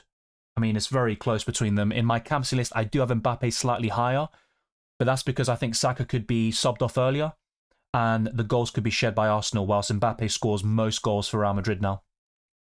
Yeah, Thuram shouldn't start this game. I think it'll be Pio Esposito alongside Lautaro Martinez. It's team dependent. I can't say for everyone watching that Limitless 5 is better, but for a lot of people, that is my recommendation. Either Limitless in 4 or 5. Godsent says, I don't think Kane will score. Which is rare, right? I think most of this season, and throughout most of his career, you always back Kane to score, irrespective of the opposition. But PSG are the reigning Champions League holders. Gordon trained today. That's it. Yeah, exactly that gold head, but yeah, it's just inevitable, I'm afraid. Gabriel captain all day long, 7 points guaranteed, and every set piece is insane threat. Best option by far today. I still think Alvarez gives him a run for his money, and I would argue that Alvarez is probably the best. But yeah, I like Gabriel. I might even captain him and show a bit more faith in the Arsenal boys. Fermin Lopez, Elise, or Saka? Depends, really. I mean, out of the three, Elise is my least favourite for the next two. I'd probably say Fermin Lopez still, because of value. I don't like the Atletico Madrid midfielders, to be honest. I hate to say it. I would just be forcing an option. If Almada starts, he's got a bit of something about him. Whenever I watch him for Argentina, he's very, very impressive, but not enough consistency when it comes to goal contributions. Welcome, Richard Milichip. Hey, Dylan, Fermin Lopez or Marino? It's still Fermin Lopez for me. Marino's a nice punt for this week, and he might outscore Fermin, but long term, I just think Lopez will offer more consistency, and I could see Marino being benched when Gyökeres and all these players are back after the international break. Vitinha's fine. He's a decent option. He'll be quite consistent. He's on penalties, but I don't think he's been great this season, particularly in UCL Fantasy. Yeah, Enzo Fernandez should start. Gordon should play. Pedro and Calhanoglu to Yildiz and Simeone. I'm not a big fan of Simeone, but the fixture is there. Yildiz is a great option. Sí, Gordon va a jugar. En mi opinión, estaba entrenando hoy. No puedo decir más que eso. Wildcard in 6, 7, or 8. I don't know your team. But I've said to a lot of people here, wildcard in 4 or 5. The same goes for the Limitless. If you have both, wildcard 4, Limitless 5. That's my advice. Thoughts on Pasalic and Hakan to Igor and Fermin Lopez. Take a hit for Kane, Upamecano out too. I would not take a hit to sell Kane. So if anything, sell Upamecano for a hit to Gabriel, Dumfries, etc. But even then, you have to get the clean sheet spot on. We have a super chat here by Van Diesel, if I can say that. Where did you find that Calhanoglu won't start? So the main one is Sky Sports Italia. So I've said this many times in the stream. I hate for those that have heard it many times, but you know, it's the super chat sent in, and yeah, he wasn't in earlier. But Sky Sports Italia over the last couple of years, whenever they give a predicted lineup for Inter Milan, they get it spot on. And in their starting 11, they don't have Bastoni or Calhanoglu. So based on that information, I'm going to sell Calhanoglu. It's as simple as that. Can I guarantee 100% that Calhanoglu, you know, won't start or he will play? I can't say either way, but I trust their information. I think he won't start because a lot of different sources as well in Italian media and across Twitter that I've seen have indicated that Calhanoglu needs a rest and they will likely get one against Kara Almaty. It also makes a lot of sense. I said this in my team selection and in all my videos recently. It's something that I was anticipating, and now with the rumours increasing, I'm now going to act on it and sell Calhanoglu. It's as simple as that. I'm also going to see if I can get up the Inter Milan predicted 11 because that will also help people with their questions, but I don't have any graphic which shows Inter's starting 11, unfortunately. It's a bit of a shame, but let's see if I can find it on Twitter somehow. Yeah, as you can see just now. Oh, here we go. I just found it. Yeah, Twitter actually worked. Sommer in goal. Let's change the screen. Sommer in goal, Bisek, De Vrij, and Carlos Augusto, who is normally a left wing back, by the way, but Inter Milan are going to play both of them, DeMarco and Carlos Augusto. Dumfries on the right, Fratesi, Barella, and Zielinski, with Lautaro Martinez and Esposito up front. That means no Thuram, no Bastoni, and no Calhanoglu. So there you go. You've got it on screen. If you disagree, if you still think Calhanoglu will start, then keep him. You know, you've got to trust your gut. Sometimes you'll get these things right, and sometimes they'll be wrong. But I personally think Calhanoglu won't play, based on this information. Marino's a decent punt for Matchday 4. Not beyond that. I personally wouldn't recommend him for many weeks and stuff. Yeah, exactly that, Goldhead. Good track record. They also think Bastoni will be benched. Yeah, thank you for that, Goldhead. I actually didn't see it, but I appreciate it. And yeah, I actually meant to do it in another browser that I had, so you didn't see it on screen whilst I did it live, but at least it worked quite quickly. Yeah, Mayulu is expected to start. I showed 2 free predicted lineups for PSG. All of them had Mayulu starting. I think Cucurella will play, yeah. Harrison James says, my moves this week, Hakan to Fermin Lopez, Franco Mastantuono to Estevao, and Spinazzola to Ouattara. That looks good, particularly the first move, and I think Estevao looks very enticing for Matchday 4, but maybe not beyond that. How accurate was the Arsenal starting lineup? I'm not sure what you mean, but I showed the official lineup. Whenever we get a game, you know, so 1 hour 15 minutes before kickoff, we get the lineups officially. I didn't show any Arsenal predicted lineup today. Salah, McTominay, or Paxal for this game week? Well, probably Salah still, if I had to pick one, but that would be on a Limitless. I wouldn't really do that on the wildcard. So I'm getting a few wildcard questions. I made a video on this, and I also discussed possible replacements for Calhanoglu, who is the only one that I'd sell from the wildcard video. So there's not really much more for me to add to that, to be honest. Otherwise, I'd just be repeating myself. Maatsen and... no, Mastantuono, I guess that is. And Calhanoglu too. Fermin Lopez, if you can, and then Yilmaz. That could work. What is a better swap for Calhanoglu, Zielinski or Saka? Saka. Cambio a Güler por Gordon, pensando a largo plazo. Mira, yo creo que Gordon va a jugar. Entrenó hoy, pero hay una posibilidad que no va a empezar el partido. Porque tiene una lesión de su cadera, creo. Así que no sé si Gordon va a jugar definitivamente. Yo creo que sí. Y para mí es mejor que Güler, pero también es posible mantener a Güler y enfocar en otras áreas de tu equipo. I'm not using either chip. I wildcarded back in Matchday 2. My plan is to Limitless in Matchday 5. Yeah, Enzo looks good. Long term, the best Chelsea midfielders are Enzo Fernandez and Caicedo. For this week, I do like Esteval. Yeah, for me this week, music, it would be Alvarez. And you can also see it here in my Captaincy odds. Well, these are the clean sheet odds and stuff like that. I'll let this play out one more time, but yeah, I did cover this many, many times. The top 10 captains, I think maybe Gabriel should be in the top 10. That's something I would look back on and maybe change, but the rest is quite definitive and quite set, actually. Alvarez is third in my Captaincy list, only behind Yamal, and Haaland is number 1 this week. So you can see the list here. Gabriel, arguably higher than Mbappe and Saka, actually, if you rank things that way. Possibly above Rashford as well. But yeah, I think it's still a pretty solid captaincy list in general. Okay, so I am now going to start locking in my transfers. I'll make sure that all the super chats are answered and also ensure that patrons and members are also covered. But yeah, I need to start deciding things. Otherwise, yeah, I'm not going to lock in my moves, and that's never happened before. So we have a new member in the building. Let's get that up. Thank you to Ian Parks for becoming a differential. I'll also be gifting 10 memberships very soon, but that doesn't mean, oh, you know, why did I become a member just now? Because it's actually random. It just goes to absolutely anybody. I click a button and there you go.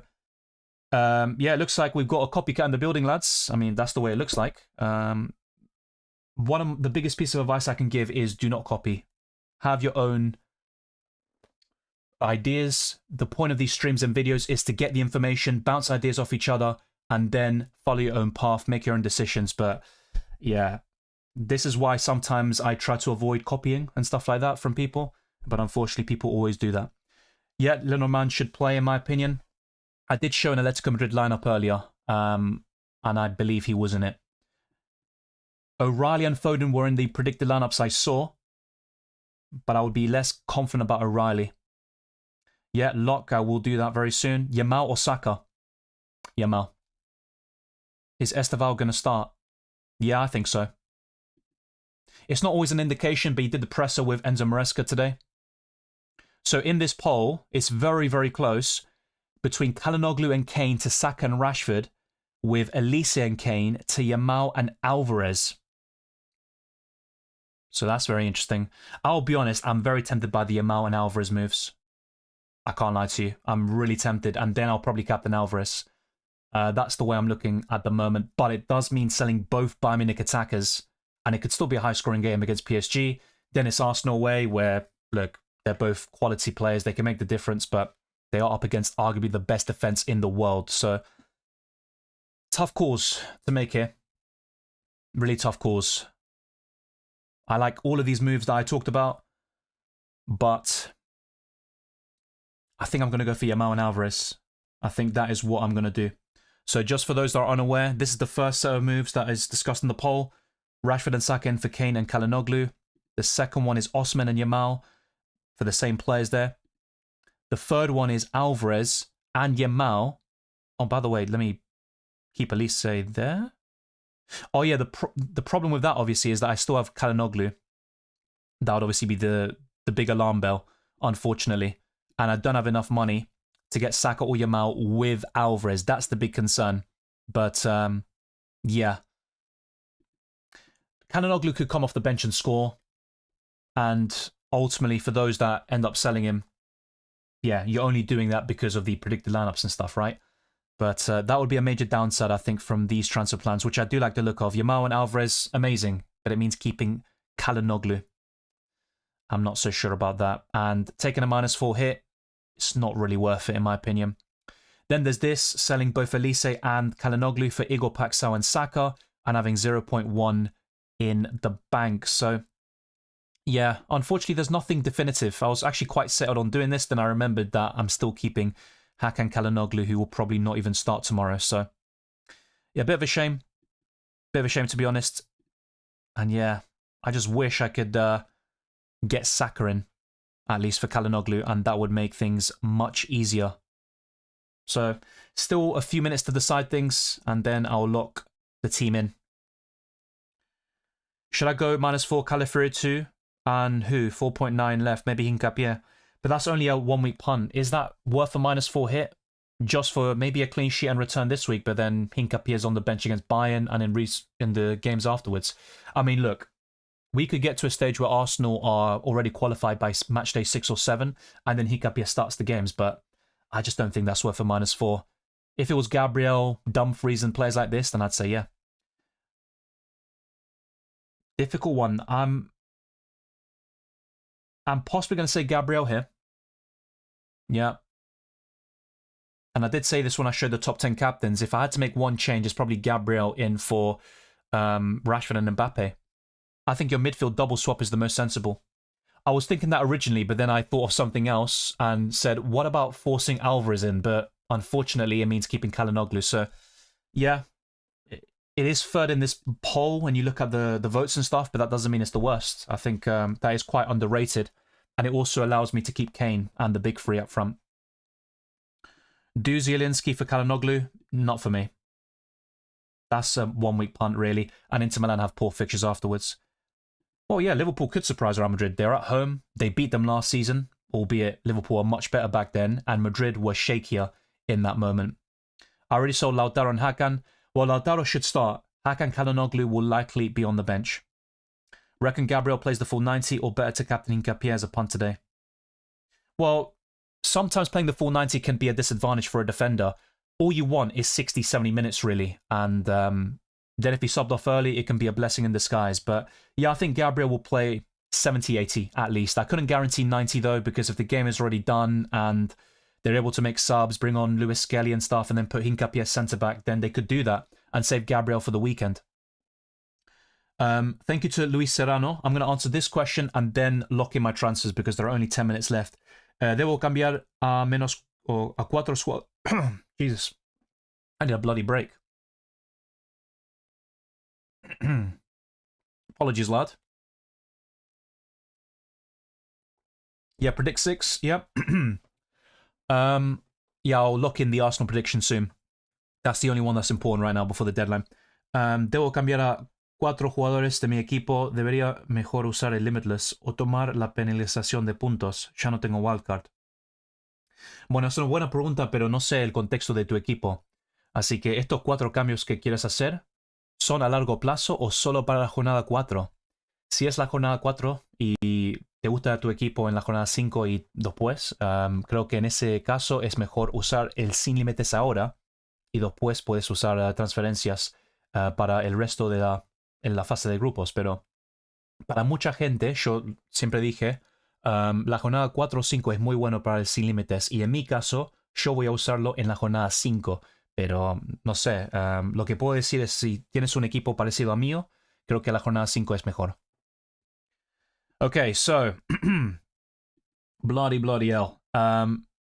Yes, I think what I'm going to end up doing is probably this, actually. Saka and Igor Paxal in the midfield and bolstering this position, keeping Kane, Haaland, and Mbappe, which most people won't be doing. And yes, I like Rashford. I like Osimhen.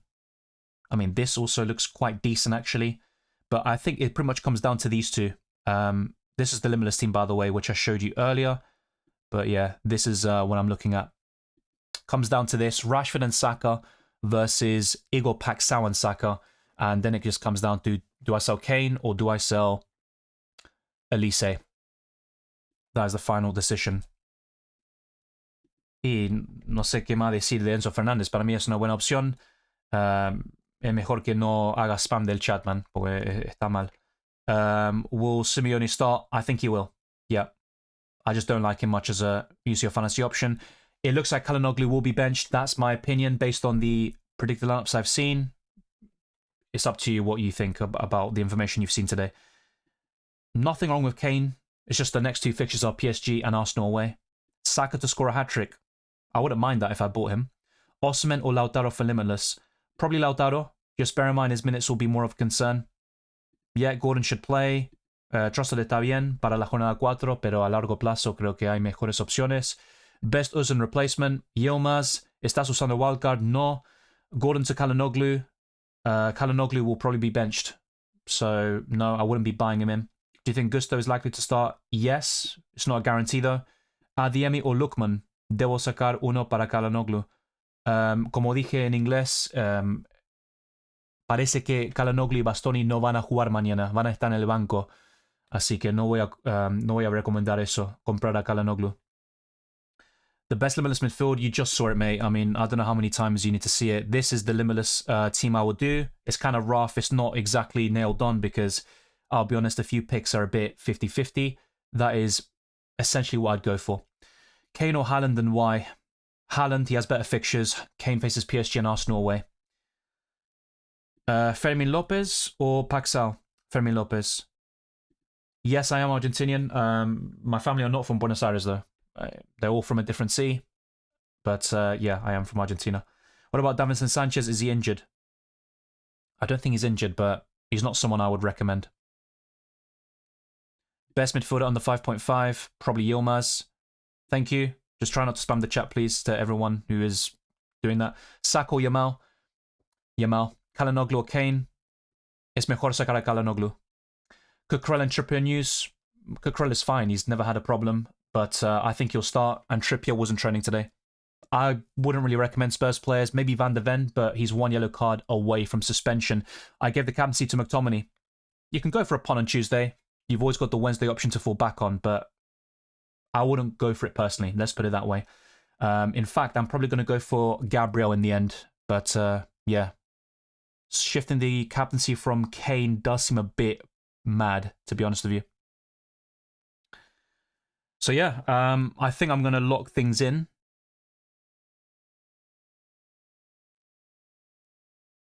Yeah, difficult one.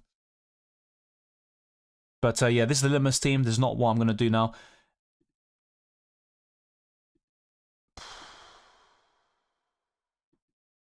Yeah, I'm not going to lie. I think I'm going to go for the Rashford Saka moves and keep Elise in the midfield. But yeah, selling Kane is always a bit of a mad one. And ideally, Rashford would be Alvarez, but I'm 0.1 million off, which is so frustrating. I can't stress how nailed on these moves would be if I could just get Alvarez and Saka. That would be amazing. And Alvarez and Yamal, even better. But yeah, it's just a shame about Calhanoglu, but the transfers have to be made. And ultimately, I think Rashford Saka probably pips it. I just don't really like Igor Paxal a little bit longer term. You look at the pictures after. I mean, Union Saint-Gilloise away looks decent. Newcastle can be a bit suspect away, but then you've got Liverpool at home. Yeah, Club Brugge away. It's not great fixtures for Igor Paxal. So yeah, I think I'm going to go for Marcus Rashford. All I'm going to do, though, before locking this in, is seeing, just in case, another Barcelona predicted 11, but you would expect Marcus Rashford to start. Yeah, I think Rashford will get the nod here.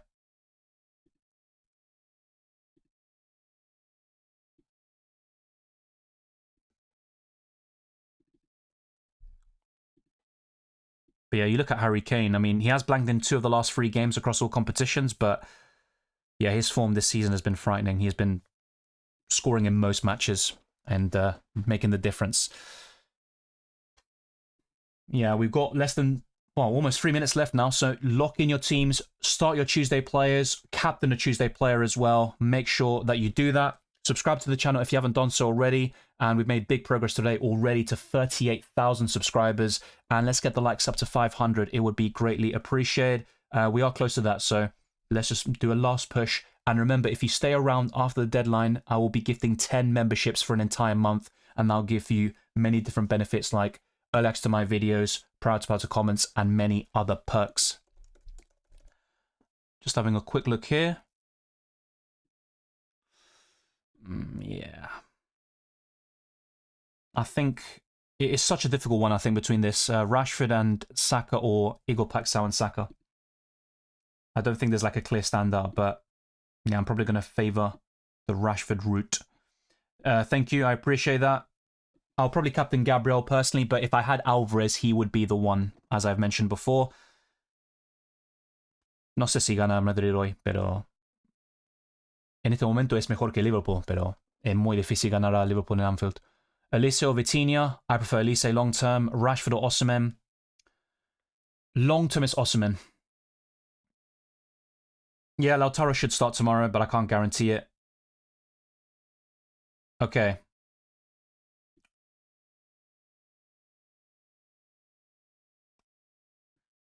Stadium looks lit, absolutely lit. And yeah, I haven't even got the game up yet, but as soon as this deadline is over, I'll try to get the Arsenal game up and watch them, as I always do. No, sí, Matt, obviamente para Kane me gustaría comprarlo de nuevo, pero también si Bayern Múnich está clasificado ya, pueden empezar a Nicholas Jackson y después poner Kane en el banco. Eso también es posible. Okay, so time to lock things in. And Rashford and Elise or Kane and Paxao. That is what it comes down to.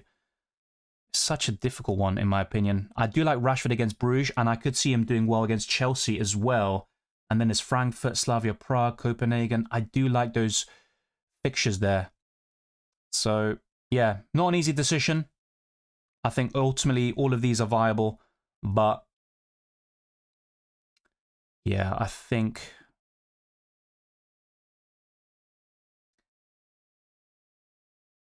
with this one, I'm going to stick with Paxao and Saka. There you go. Not a big fan of Igor Paxao in general, but good fixtures, or decent fixtures, I'd say, and very good performances so far. So everyone here is fine. Yeah, and I think I'm going to captain Gabriel. Yeah, there we go. So we've literally got seconds left. We'll see how things go. And yeah, I've got Haaland as my captain option tomorrow to fall back on. But I have sold Çalhanoğlu. If he does start tomorrow, I would be frustrated, just like everyone watching, because, yeah, reliable sources have indicated that he will, that he will be benched. So if that's not the case, that would be a bit frustrating, to say the least. I was tempted by Saka's captain, by the way, but I have gone for Gabriel in the end. That was as last second as you can get. Well, I'm kind of used to it by now. But it's just because I didn't see a massive difference between those two duos. But I just thought of Kane. He always scores against Arsenal, even if it's from a penalty. Then I was like, yeah, let's just keep that guy. Fast, yeah, definitely. Simeone is captain, not for me. I've said that just very often. Saka Alvarez captain, Alvarez. I've said that many times as well. Do you think Gyökeres will start? No, he's out. He's out. Have a little Alvarez FOMO this week. Yeah, I think a brace is possible. I wouldn't rule out a hat-trick, but if there's one player I could buy this week, it's Alvarez. He's the one that I would have been happy to sell Kane for. Never sell Kane. Yeah, well, in the end, I kept him. That could end up biting me, by the way, because I backed Rashford to do well. I think he's going to be a great option for Matchday 4. And if he starts against Chelsea and Frankfurt, he's also very enticing. Yeah, Ricky. From those, it's probably Gabriel. Not much in it, but Alvarez is my favourite. Jude or Vinicius. On current form, it's Jude. Mbappe or Gabriel for captain. Well, look, this is not something I just said last minute. when I showed you my top 10 captaincy options like 20, 30 minutes ago, I said if I had to make one change to this list, it would be Gabriel and he'd be in the top 5 probably. And that's what I did. Well, the Limitless is always, look, no matter what you do with Limitless wildcard, whatever it is, you just start your Tuesday players. That's what it comes down to. Otherwise, you're just benching players and you're not maximizing substitutions and changing the captaincy. So I don't think that's a relevant question, personally. Yes, I do have a UCL Fantasy League, mate. You can see it on the left-hand corner where it says league code. That's not a league code for my YouTube channel. That is for the UCL Fantasy Mini League. Okay. What's that? Okay, that's weird. Okay. Let me just get this up a little bit more. I didn't change my Arsenal prediction, but it's not the end of the world. I'm going to try to get the game up, though. I don't want to miss that. But yeah, so far, goalless. Hopefully, Arsenal keep their clean sheet run going. And yes, I did say I'm gifting 10 memberships, so I'm going to do it. So enjoy it. I'm going to gift 5 now and send 5 in a little bit. Gabriel had a close shot. That is insane. Gabriel volley. Yeah, I hate the fact that I'm missing it. So what I might do is just change the screen a little bit, get the match up on screen so I can watch it whilst answering your questions and highlighting stuff as I usually do. So you know the drill by now. This is not the end yet because we did hit our super chat goal and there are still 5 more memberships to gift in general. But like this video, subscribe. Let's get this stream to over 500 likes in general. And also closing on new goals after reaching 37k on YouTube. Follow me on X, Instagram, and Blue Sky, Dylan RCM. You can also find me by typing FPL Dylan. There's my Discord server, the UCL Fantasy League, Spotify, and much more. Keep your eyes peeled for FPL content after the Arsenal game and before the 8 PM kickoffs in the Champions League. The plan is to upload the transfer tips for Game Week 11 for channel members and patrons. So that is a massive advantage, of course, in terms of getting early access to my videos, prior to comments, and many other perks. So I'm going to get this game up.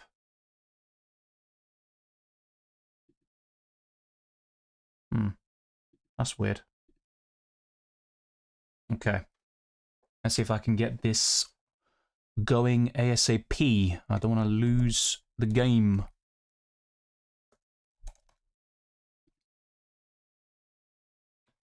And okay, so I should be able to get the game up in a few seconds, hopefully, and then, yeah, just have it in the background.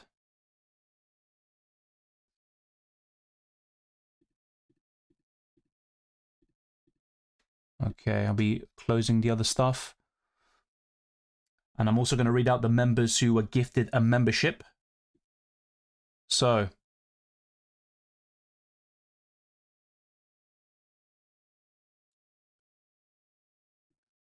I didn't use Limitless. I've never said I'm using Limitless this week. The plan was always to use it in Matchday 5, so no, I'm not using Limitless there.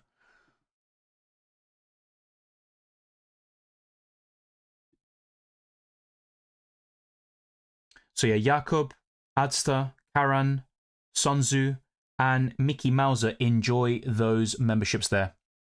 No worries there, KS. Saka captain for me. I was tempted. If he does score, I will regret it a little bit. But yeah, the most important thing is that Arsenal win. So my link isn't working, actually.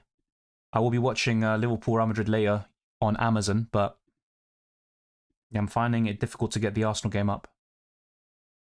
And that is a very common theme when it comes to football now. Okay, I think I got one. Was it just frozen? What is this? Okay. So I'm going to get myself back up on screen. If there are any goals, I'll comment on that. And I am reacting to the Arsenal game live. I mean, you might be ahead of me, so just bear that in mind. Okay. So let's go through your questions. I know some people asked about FPL, or they wanted to talk about FPL when things were over. Early look at your team. I say Dumfries is one free transfer sell for sure.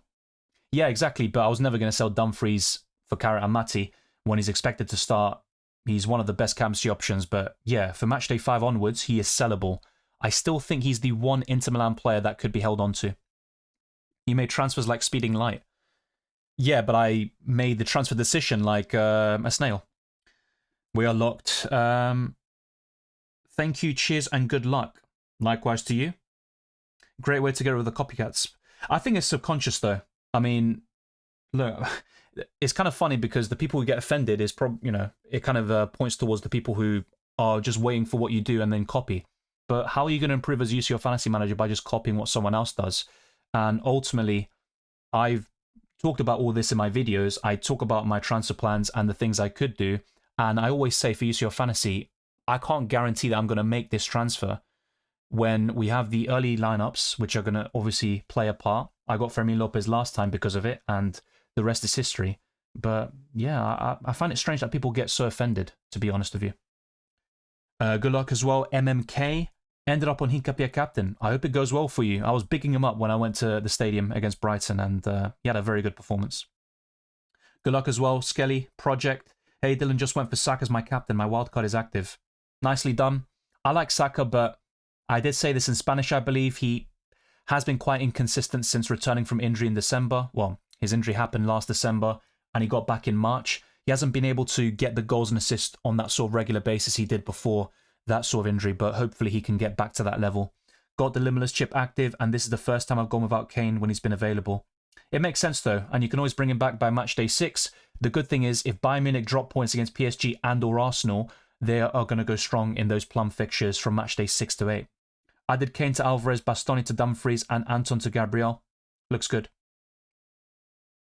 You made transfers last minute like putting brake on the car last minute. It's an interesting comparison, never thought of it that way. Alvarez captain here, good luck all. Yeah, I wish I had Alvarez. Dylan, presiento que match day 4 va a ser difícil hacer muchos puntos. Creo que todos vamos a sufrir. Bueno, es posible. En UCL Fantasy es bastante común, especialmente en la fase de grupos, de obtener muchos puntos, pero a veces van a tener una jornada donde no te van las cosas y puede ser el caso para la mayoría de las personas, pero ya, es posible. Ojalá que no, pero vamos a ver. Lucas Don says, hi mate, I use my free transfers. Okay, what I'm just going to say here, Lucas, did you wildcard or Limitless in matchday 3? If you did, I'm sorry to say this, but this was something I tried to make clear from the beginning of the stream and in my tweets and Reddit posts. If you wildcard or Limitless and then it says you have free transfers, that's a glitch. And you will basically have a -4 hit being taken. Now, if you just use free transfers and you rolled and stuff like that, then fine. That's not going to apply to you. But for those that use the Limitless or wildcard, do not pay attention to what the app or website tells you. Because if you use all your free transfers, it might say it's fine, it's a free transfer, it's 0 points deducted. It will actually take away 4 points from your score. Just have to say that now. As for your transfers, they look good. I bought Igor Paxal a bit reluctantly, but that was to get Bukayo Saka for Kalinoglu. FIFA Under 17 World Cup right now, and it's on YouTube. Yeah, I'll be honest though, I will not be watching. I'll be tuning into the Arsenal game, which I've got right now in the background. I use my wildcard in matchday 2. It's so likely now that I'll use the Limitless in matchday 5, which was my plan from the beginning of the season. Rashford, Ferran, Eliseo, Kane, Paxal, Yildiz. Rashford, Kane, Yildiz. Did Kane to Alvarez, Bastoni to Dumfries? Yeah, covered that, sorry. No worries, Mohammed. Thank you very much. -4 done. Kane, Elise, Pavard out. Davinson, Sanchez, Yamal, Alvarez in. Nicely done. Looks good. Good luck as well, Johnny. Yeah, I think Foden will play, but I'm also basing this off the predicted lineups I've seen, and they're not always going to be 100% accurate. When captain Mbappe, well, that was my plan from the beginning, but I wanted to captain an Arsenal player, and hopefully they can, pay back the good faith. But yeah, Mbappe is still one of the top captaincy options, that's for sure. Welcome, Keith. 2 huge matchups later today, and Tottenham versus Copenhagen gets put in the only TV broadcast slot. Sigh. Yeah, that's terrible. And I just wish they had Bayern Munich versus PSG at a different time to Liverpool, Real Madrid. But I'll be watching both. We will be there. Yeah, kind of. A watch along. Also, we hit our super chat goal. I'll be gifting memberships, talking about FPL, UCL Fantasy, shows, whatever it may be, for a little while longer since people are still here. We've got almost 300 people. I appreciate that. And that's why I wanted to wait before gifting memberships to give it to the people who are always there, even after the deadline. Well, Liverpool Real Madrid will be on Amazon, so that's definitely going to be on.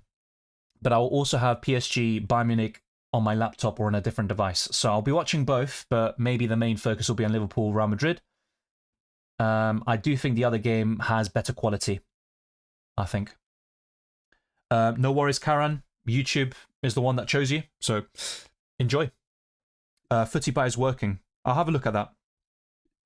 And by the way, I'm not... Yeah, I was already delayed in my stream, which is delayed anyway, so had to get up to date. Yeah, no worries there. No way, I got a gifted membership. Thanks, bro. Yep, no worries, man. YouTube shows you as well. But I clicked the button, and there you go. Every month I'll be gifting 10 memberships, and a lot of legends of the channel, like Ahmed, Paredes, and Napstars have been gifting memberships over the past few months, and it's very much appreciated. Yeah, Limitless will be very popular in Matchday 5 in a couple of weeks' time. Obviously, we have the international break after this weekend, but I'll be covering Game Week 11. The transfer tips is next up on the channel. Yeah, I saw that when I was trying to find the Sky Sports Italia predicted 11. I saw that there was some kind of saga about interns and stuff like that. Thoughts on Joaquin? I'll be honest, I don't know the player. That's my genuine answer. I don't know the player. Saka scores 2 goals, one for Gabriel and one for Declan Rice. I'd take that. But then that would make me a bit... Well, would it? I mean, if Gabriel gets a clean sheet, ball recoveries and a goal, he could basically match Saka. Yeah, I'd take that still. Slavia has an amazing atmosphere. Respect to the fans. Yeah, in Serbia and all these countries, Greece, Turkey, they've got amazing atmospheres. In England, it's a different type of support. And whilst I like it, I sometimes have the feeling that home fans are a bit... Yeah, they need more energy. They need... there's a lack of constant support. And it kind of... There's a struggle to get the sound kind of going around the whole stadium. In the Premier League, the best atmospheres are Newcastle, Sunderland, Crystal Palace, maybe. There was a moment a few years ago where I felt like Arsenal were getting the atmosphere to a really high level, like they did at Highbury, but I think the away fans for Arsenal are amongst the best in the country. I sometimes get frustrated with the home fans. Mohammed says, I'm fed up with double Newcastle, Pope and Burn. Got Gabriel, Munoz, Diouf and Rodon. 2 free transfers. Should I sell Burn for Timber and Minter to Xhaka, or hold Burn and do Diouf to Calafiori and Minter to King/Dewsbury Hall? That's a difficult one, to be honest. I don't really see the need to get Minter. And what you're basically doing is you're getting an Arsenal defender, and fair enough, I prefer Timber over Burn long term, especially because you've got Pope. But you're also bringing in Xhaka. I mean, maybe that gives you enough funds to buy Timber, but they're facing each other this week, Arsenal and Sunderland. So I'm not so sure. That's my honest answer. I look at these moves, and yeah, Diouf to Calafiori looks really good. But then selling Minter to King or Dewsbury Hall, I don't like that. I think that weakens your attack quite considerably. So as things stand, I would keep things as they are. But in a few weeks' time, I would recommend Pope to Raya and then leave your goalkeeper untouched for as long as possible, because I think Raya is the best goalkeeper in UCL Fantasy. Did Kane to Alvarez, Bastoni? Yeah, I covered this, man. Yeah. I ended up captaining Alvarez, says Mohammed. Like that. Both of them watching matches behind the scenes when the staff do the news. Oh, that's the Inter Milan saga. Look, I've said this many times. The Limitless in Matchday makes no sense to me, because for people in a strong position who can cheap out their bench with free transfers and just focus their funds and also their efforts on the starting 11, which is all that matters in Matchday 8, you can basically match those that Limitless in Matchday 8. The main appeal of that booster is to go for expensive players and make subs and bring on some heavy hitters on the Wednesday. You can't do that in Matchday 8, so it's clearly Matchday 5 here. I would even prefer 6 or 7 for the Limitless over Matchday 8. Who will you be cheering for? If I'm not mistaken, you dislike both Madrid and Liverpool. I'll be honest, I don't hate either team. Obviously, Liverpool are in the Premier League. There's more of a rivalry with Arsenal. And with Real Madrid, Arsenal always beat them. But obviously, I would take their Champions League trophies in a heartbeat. But I don't dislike them that much. I just call things out as they are. I feel historically Madrid are the most favoured club in European football. I also think Barcelona are right up there when it comes to that. So I just say things how I see them. I think a draw, high-scoring draw, or maybe if I had to pick a winner, maybe Real Madrid, because then that could dent Liverpool's confidence and prevent them from getting back into the title race. So if I had to pick a winner, it's probably Real Madrid. But I don't have anything like personal against Liverpool and Madrid. I hate other clubs more. But yeah, that will offend other people in turn. Good save from Raya, says Harrison James. Timber captain. Yeah, I was actually quite surprised that he started today, but makes sense. No, Gyökeres will not play. I did answer your question earlier. Gyökeres is out until after the international break. It could be a long-term injury. Arsenal will have scans and tests on Gyökeres to see the full extent of it. Barry, why did you repeat your transfers like 4 or 5 times? I'm just wondering. I want to understand the thought process behind it. I'm not trying to be rude. I'm genuinely trying to understand. The game looks dire. Yeah. There could be some regrets about buying Saka. But obviously, it's like a punt for replacing Calhanoglu. So if he's benched tomorrow, it's not like a massive, problem. But ultimately, you would expect a return here against Slavia Prague. Igor Paxal seems fairly overhyped. Yeah, I think the main reason I bought him is just to keep Kane. And because I like Rashford, but I feel like I'd want to get Kane back in as soon as possible. And also to jinx Kane against Arsenal in Matchday 5. I took the first ever hit. Elise, Kane and Hakan out. Saka, Alvarez, Lopez in. Great transfers, to be fair. If I could make the exact same moves, I probably would, but I don't like selling Kane for a hit. No, I've never played Women's UCL Fantasy, to be honest. The Euros as well.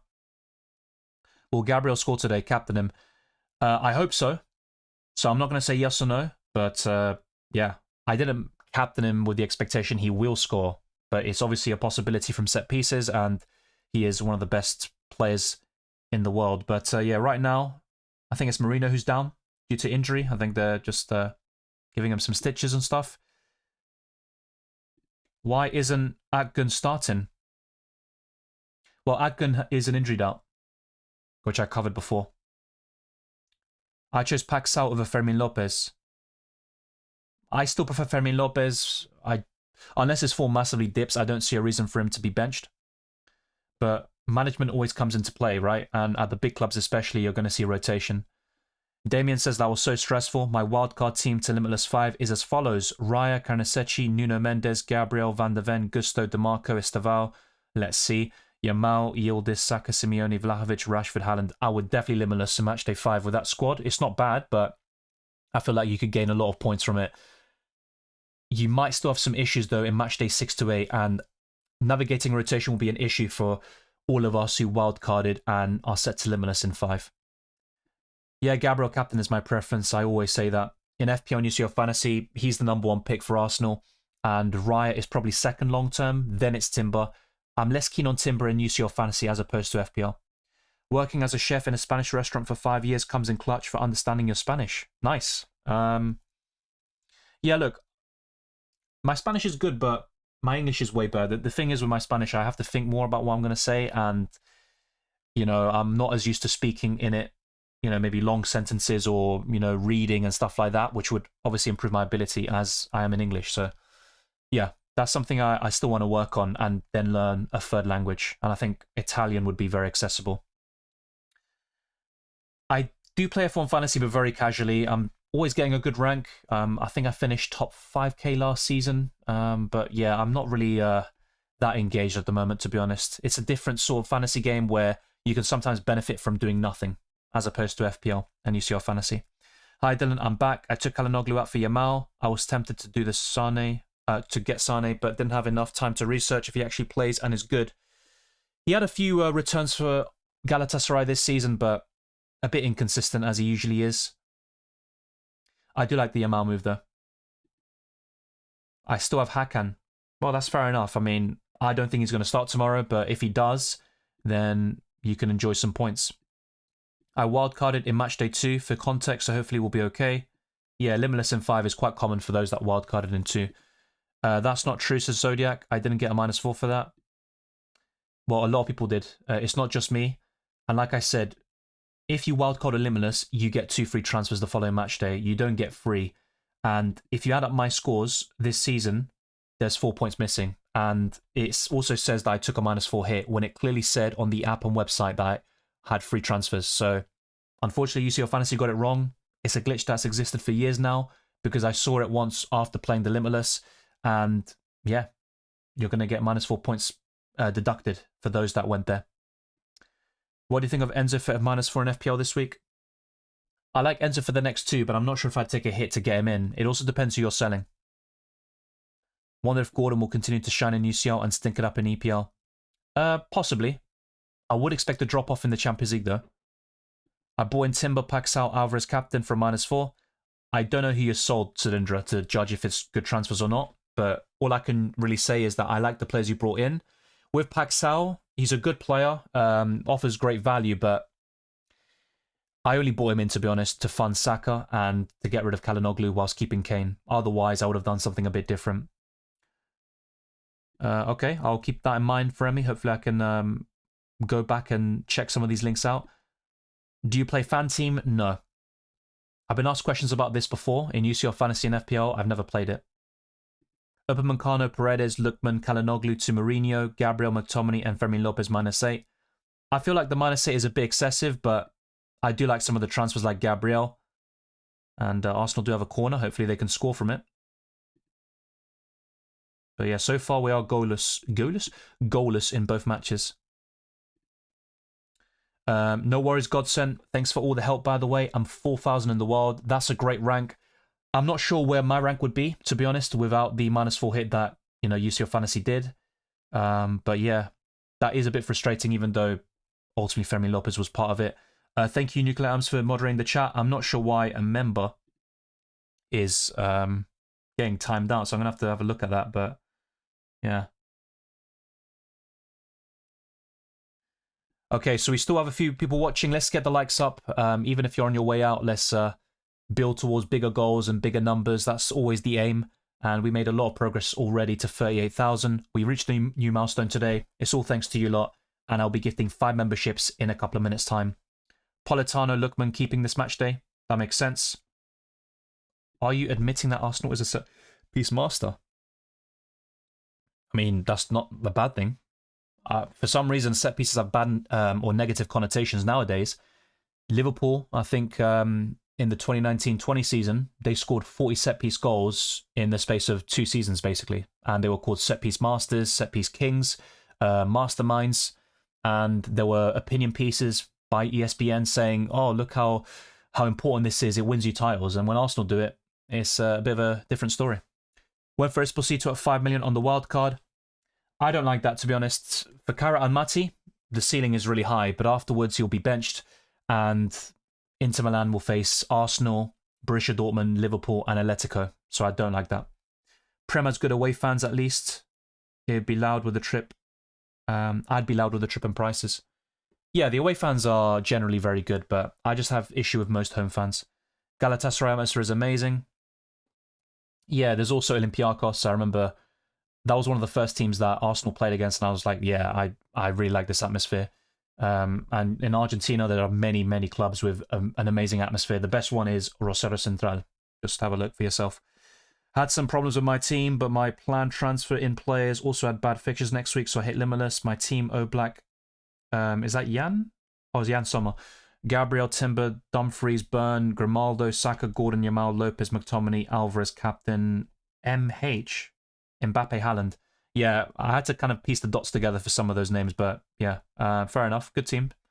My wildcard team in Limitless 5 is as follows. Yeah, I covered that. I think it's worth using the Limitless in your case. Thank you as well, Lebold. Thank you for the stream today, Dylan. I have to go study now. Yeah, no worries. All the best with your studies. In UCL Fantasy, I bought in Rice for Gordon. Just bear in mind that Gordon trained today, so he could play against Athletic Bilbao. I would be surprised if he wasn't in the squad, at least. And Rice is 1 yellow card away from suspension. If Gabriel gets 7-8 points, would you change captaincy? Possibly, yeah. Now, it is a bit different compared to Matchday 1, where you would have 4 different captaincy shouts. But when you've only got 2, I'd be quite tempted to just keep 7, 8 points, to be fair. But it just depends on the context, right? I think if it was 7, I'd probably switch. If it's like 9, 10, I'm just going to keep. So it's like a very fine margin there. In what match day do you get 5 transfers in FPL? Gemic 16. Since Gyökeres is injured, I have to sell him. I already have Pedro Haaland. Yeah, it'd be Thiago all day long. Sesko has had some moments, but he's very inconsistent. And I think the only United players worth having are Mbeumo and Bruno Fernandes. Well, yeah, I literally just said last Wednesday I watched Arsenal. I want to watch more games, but it's so difficult with the ballot system and my type of membership, which is the lowest ranked. When I was a junior gunner, I went to a lot of Arsenal games, and it was a lot of fun. I saw Sonogo score a Champions League goal. I saw Sterling last season score his only goal for Arsenal. So, yeah. Liverpool's form is abysmal. Madrid by a mile for me. If it was at Real Madrid, I'd agree with you. I think Madrid will win. But at Anfield, look, I might still change my prediction. Let's go through my predict 6 very quickly, so you can see what I've currently got. I'm also closing all the other tabs since there's no need for them now. So I went for Arsenal 3, Slavia Prague 0. Not looking too great so far. Yeah, Liverpool 2, Real Madrid 2, Juventus 2, Sporting 1, Newcastle 2, Athletic Bilbao 1, or Athletic Club as they're now known as, Club Brugge 1, Barcelona 3, and Ajax 2, Galatasaray 2. So there is room for improvement and maybe room for changes in my predict 6, but yeah. I'm not arguing with you that Real Madrid are the better team right now. Last season, Liverpool were clearly the better team, and they won. Now it's a little bit different. Liverpool Real Madrid will be a hot atmosphere because of Trent's return. Yeah. And look, if there are any Liverpool fans watching, this is just my opinion. I'm not hating or anything. You know, at the beginning of the game, when they're doing the anthem and stuff, very great atmosphere. But I just feel like the Liverpool atmosphere can be a little bit overhyped. In Champions League nights, I think it's better, generally speaking, but in the Premier League, for example, I do feel when people say, oh, Liverpool have the best atmosphere, I just disagree. I think Newcastle, Sunderland, Leeds, and Crystal Palace probably have the best atmospheres. And with Palace, it's because they have a closed stadium. They kind of stand out above most, but I'd probably say the other 3 are the best ones. Free transfers, the Kane to Osimhen, Mastantuono to Yilmaz, and Calafrio to Gabriel. Look, selling Kane can always backfire, but I like Osimhen. Both Yilmaz and Gabriel are good transfers, particularly Gabriel, so looks good. Trent will be booed heavily. Yeah, he will be. But, you know, you could also argue that with Liverpool, you know, a similar situation went in their favour, getting Isak and a few players like that. For context, I wildcarded, I covered that. Trent scoring and Xabi Alonso getting the W at Anfield just seems like poetry. I hope it happens. I just don't think Trent will start, and the lineups will be out in like 30 minutes. I'm not sure if I'll still be live by then, but if I am, I'll cover them. It's very likely I'll be wrapping up in the next couple of minutes, so I'll answer these questions and comments, and then, yeah, gifting the 5 final memberships. That's good to hear as a Madrid fan that supports Arsenal in the Premier League over other teams. I'm curious to hear who you hate now. Look, Spurs is just because of the local rivalry. Otherwise, I really wouldn't care about them. United, Chelsea, yeah. And I've actually got comments before of people getting offended about saying, oh, you just hate on Chelsea, when I'm just pointing out facts. You know, they're getting red cards and I'm just saying their defence isn't that good and stuff, and people just get very sensitive. So you've got to be careful what you say nowadays. I think, you know, you just got to be very mindful of how people feel. When you're just talking about a club, a player, you know, it's not going to affect your everyday life. It's just an opinion. But yeah, those are the 3 clubs I hate the most in the Premier League. Back in the day, I detested Man United for several reasons. It was a great rivalry. For me, it's the best in the Premier League era. Wenger versus Ferguson is peak Premier League. And yeah. Over the years, I've not eased up, but, you know, with United, maybe sometimes they want Arsenal to win the league over Liverpool and Man City. So, I don't know. There's maybe more, I don't know about friendship or, you know, common ground, but the hatred isn't quite there as it was once upon a time when both of them were the best teams in the country. A quick glance on Matchday 5, and most of the heavy hitters play each other. Yes, and you could look at it from the perspective that the Limitless doesn't look that great because, you know, the premiums and stuff are going to be facing each other, but you will have other players and teams where they can really stand out, and you can go for differentials in Matchday 5, whilst most will have, Kane against Gabriel and stuff like that, and you can avoid it on the Limitless. Why are the fixtures under your players for next week, but points also appearing? I actually didn't notice that. I'll have a look again, but that is a good spot. Ignacio says, Grande Dylan, gracias mate, as always. And let me actually go back to my team, but I will go to Ignacio's question very soon. Oh yeah, that is true. It shows next week's fixtures, but also this week's points. That obviously was my team before making transfers, so ignore that. Yeah, this is how things look like right now. And let me get rid of the timer, since that is it. I'm also going to end the poll. Saka and Rashford did win, and I ended up going for the third most voted poll, with Paxao and Saka being bought in. Suerte para este matchday. Finalmente, Prince Harry out por Julián, Calhanoglu por Saka, Bastoni por Di Marco. Sí, me gusta mucho. Con Di Marco creo que es alguien para vender en la jornada 5 o 6, pero si tiene el sin límites, puedes usar eso. No me gusta vender a Harry Kane, pero por Julián Álvarez creo que es una buena opción. Y Saka, ojalá que haga algo, pero creo que vale la pena vender a Calhanoglu por él, con todas las noticias que cubrí en este stream. Thank you for your time. Great stream. Good luck with your team. We didn't really discuss Dembele. Well, I don't think he'll start. All the predicted lineups I've seen don't have Dembele in there. Do you think he can catch up in Champions League and start being a high scorer? Yes, he did score off the bench against Bayer Leverkusen, but it's going to take him quite a lot to do that. I honestly think one of Mbappe, Kane or Haaland will win the Golden Boot. Gabriel just after received treatment got me nervous. Yeah, I didn't even see that in the moment, to be honest with you. But it is 1-0 to Arsenal now. There has been a goal in the Arsenal game. I'm going to be looking at it. And it is Bukayo Saka, I believe. Yeah, Bukayo Saka with the goal. So, nicely done there. It was a penalty. And Gabriel was the one who won the penalty. So, this Gabriel guy is an absolute machine.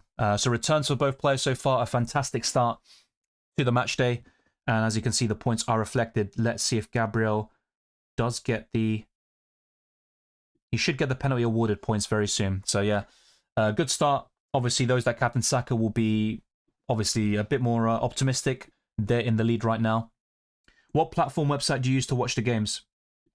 I think I said this in my last deadline stream, but I'm trying to be mindful just to not get like caught up by the cops and stuff. Yeah, VIP Box, Total Sport Tech, Pelota Libre. But you didn't hear it from me. I had the likes of Adeyemi, O'Reilly, Mastantuono, no Arsenal other than Raya and a Dortmund defence. I think it was a good move to play Limitless. Well, that's what I mean. I can say something that applies to my squad and many situations, but not everyone. And I did highlight Matchday 4 as a good time to Limitless, but in my case, I think Matchday 5 was better. Yeah, I didn't mean to say timeout, but I just saw you deleted a message. Fair enough, I appreciate that.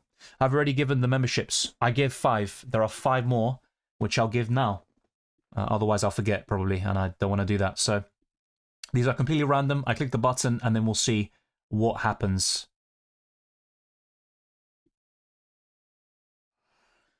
Great content. Me encanta tu español. Gracias. Bueno, mis padres son de Argentina y yo hablo español en mi casa, pero como dije en inglés, mi español le falta un poquito comparado con mi inglés. Long throw-ins are back in fashion. Yeah, but, you know, when people say this about Arsenal, we don't actually, you know, score that much from throw-ins and stuff. I actually think it's a weakness in our set-piece plays, but yeah, this season there's a big emphasis on set pieces in general, and that's why Arsenal are really mastering things at the moment. Bookies are favouring Liverpool. It's a close game to call. I think Madrid are the better team, but because it's at Anfield, that levels the playing field a bit. My Newcastle Bilbao prediction is 2-0 as well. Yeah, based on the recent performances, I think West Ham was very concerning on Sunday, but you'd back Newcastle to bounce back. I saw Kane, Pedro from Sporting, and Balde for Alvarez, McTominay, and Gabriel -4. Looks good to me. The only downside is selling Kane for a hit.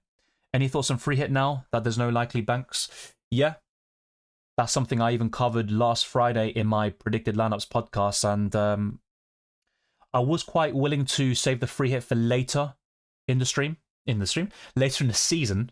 But yeah, Game Week 11 was a possibility for me. I'll have a look at that when I do my graphics and start, doing my transfer plans and stuff for Game Week 11 in FPL. But yeah, if I don't free hit this week, I'm probably just going to save it for later and play it randomly whenever I feel like I've got too many injuries, which might be short-term suspensions, and yeah, whenever I feel like I'm going to gain points. It's a very team-dependent booster. What's your prediction for Premier League's top 6 teams this season? The top 3 hasn't changed. Arsenal, Man City, Liverpool, Chelsea. I think Man United and Spurs are in the conversation for the top 6, but there's also Newcastle who need to fix up, of course, big time. But that's probably going to be my top 6, to be honest with you, which is ultimately the big 6, as they like to call them.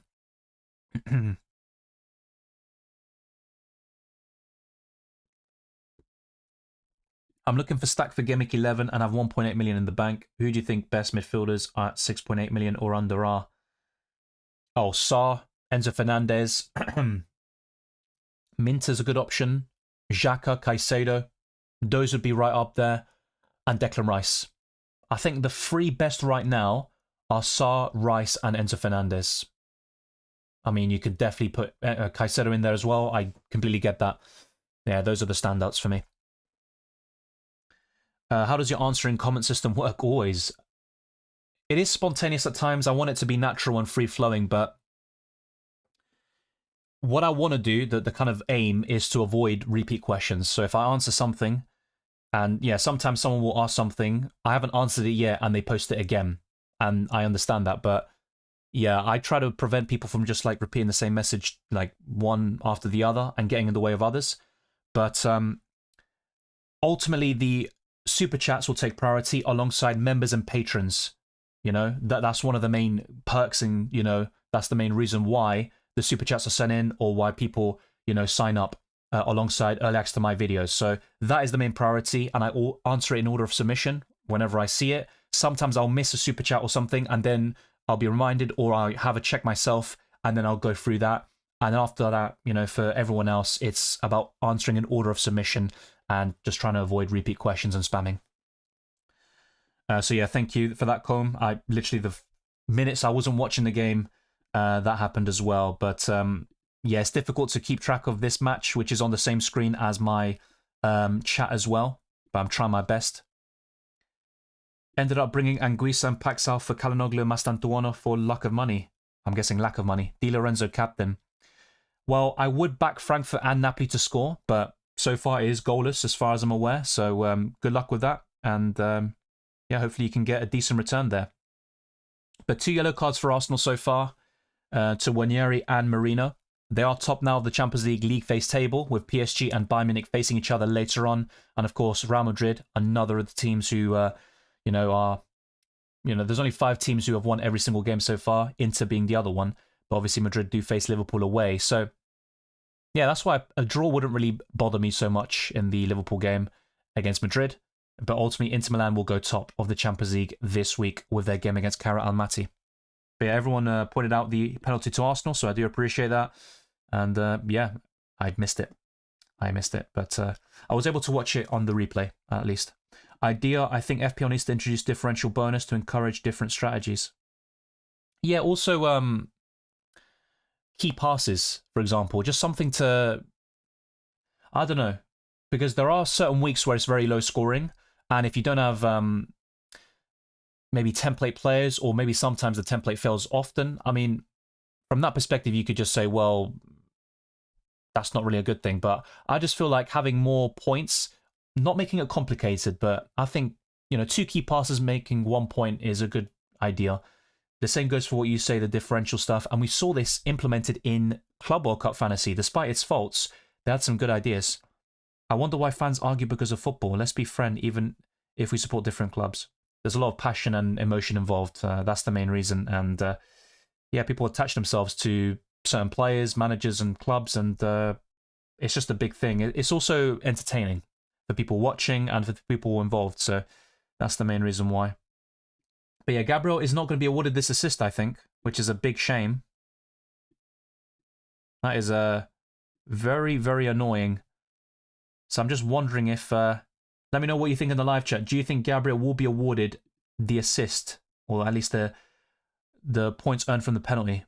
Maybe because it's from a handball, it's possible that they don't give it. Just putting that out there. Yeah, says let's go. W Saka. Yeah. I mean, it is a penalty after all. I still want to see more from open play from Bukayo Saka. Give Gabriel the pen, I wish. Ferguson versus Mourinho was peak as well. Yeah, it was up there, definitely. And even Arsene Wenger versus Mourinho, although that was more one-sided. And back then, by the way, Arsenal played beautiful football. Chelsea would get wins and clean sheets and stuff like that. And, you know, people never, really criticize Mourinho and stuff for it. It's about winning. And that's what Arsenal are doing at the moment. Long may it continue. Who cares if people are sensitive? You are the boss here. It's your channel, mate. Yeah, I know. But obviously, I don't want people to get offended. And the same goes for when I answer questions. And then you get passive-aggressive comments saying, you haven't answered my question. Are you deliberately ignoring me? No, I'm not. But that sort of message doesn't make me want to answer it. Just saying. Yeah. I am a bit disappointed, though, that I didn't captain Saka and the fact that Gabriel isn't getting any points for earning the penalty. So, look, I'm not going to be sourpuss about it. And sometimes, for example, by captaining Gabriel now, let's say he blanks or he doesn't do that well, and then I captain Haaland tomorrow because it's an easy decision to switch to captaincy. Sometimes getting the right captain on Tuesday basically can go against you. I've had that happen in the past. It's quite rare, but it is a thing in UCL Fantasy, and it also adds another dimension to your captaincy choices. Thank God I made that last-second Saka transfer. Yeah, and I was more keen on Yamal, who might still outscore him anyway, by the way, but yeah, Saka with the early goal. Last match day was Fermin Lopez, and this time it's Saka. Great intuition you got there, Dylan. Well, ultimately, in FPL, I feel like I get less luck. So if I have like a moment like that where I make a last-minute transfer or I have like a gut feeling and I follow it, more often than not in FPL, it goes tits up. That doesn't mean I'm a terrible manager in FPL or that I'm amazing in UCL Fantasy. I think sometimes luck is the main factor. But yeah, you just got to, enjoy the moments when they come, when you get something like that. Ultimately, it's a penalty. Arsenal playing Slavia Prague. It is Bayern Munich next week. And who knows, maybe Yamal ends up outscoring him or Çalhanoğlu ends up starting and scores 2 goals or something. You just never know what happens in UCL Fantasy. But it's a good start, that's for sure. And Fermin Lopez is one of my best ever transfers. So I'm very happy with that one. Yeah, Saka coming through. Gabriel headed it to the handball. So the 5 people who were gifted the membership were Jimmy James, Yeah1298, Cleric Morgan, Rasmus Norlander, and Drigger. So enjoy it. Dylan, you're a real one on the high seas like a lot of us. Thank you very much, Harrison. As for this one, this is going to be a commonly asked question, probably. I don't know why Gabriel hasn't got it, probably because of the handball thing and because he didn't earn it directly. My fantasy, Trent subbed in, scores a free kick in front of Liverpool fans. Some Liverpool fans giving the middle finger. Yeah, a lot of non-Liverpool fans want to see that, but yeah, he's going to be a substitute, so I'm not so sure. How do you know Gabriel earned the penalty? Well, he's the one who, as people said in the live chat, he's the one who headed the ball on to the handball. So he was the one who forced the penalty. In FPL, he would be given the points for the assist. Is Jiff a good option to start in FPL this week? Well, it is Burnley at home, but I don't trust West Ham defensively whatsoever. He's not too shabby. I mean, it depends who you're starting him over, but I would be open to it. I think the main appeal with Diouf is the assist threat. I got Timber, who started in Cup and now UCL. He didn't start in the Cup, just to clarify. So he was a substitute. Ben White started the game. He played very well. But then Timber came on and he made a great run for the second goal, which Saka scored. So, yeah, with Timber, if he gets 60, 70 minutes today, then he should be fine for the weekend. And I'll be honest, I like White a lot. But because of the recent injury struggles, I just don't see him starting against Sunderland. I think it'll be Timber. But we'll wait and see. If he does get the full 90 today, I would be concerned. I also bought Timber for my bench boost last week. Since the international break next week, are you watching other sports or movies, TV dramas during this 2-week break? I'll be honest, I haven't really seen too much many movies recently. I need to watch more. I am watching shows from time to time, so I'll probably just do that. And I'll be taking most likely a week off. I'll let you know about that, but If possible, I'll record content. Ideally, I would have something for the transfer tips for Game Week 12, it would be, and record that on the Sunday, and then that'll be published throughout the week. And yeah, in just a few days, after having the graphics ready for the following week and also taking a little break, then I'll be fully back on it with the content for FPL and UCL Fantasy. That's the plan. But in terms of other sports, probably not. Maybe F1. Yeah, maybe F1. Didn't go for Saka and UCL, but have him in FPL. For me, it's the opposite. And whenever I haven't gone for Saka and UCL Fantasy, he's done really well. So I just wanted to get him in. It's a penalty after all, and we need to see more consistency from open play. Probably not. I've got Football Manager FM24, and I haven't even played that too much, but I've heard a lot of criticism about the new one. I mean, I'll probably watch gameplay, or try to anyway. I don't really do that often, but see reviews and stuff, and maybe make a judgment if it's worth buying or not. Next free Game Week's FPL Challenge sponsored by Football Manager. Yeah, I saw that. That's a good point. I don't, because Football Manager needs Netflix to access. Really? That wasn't the case before. I mean, I'm not sure if that's now a new thing. Nice one for the sub, says Jimmy. Thank you. Just to clarify, by the way, I'm not like being a prick about it, but people often say in UCL Fantasy sub.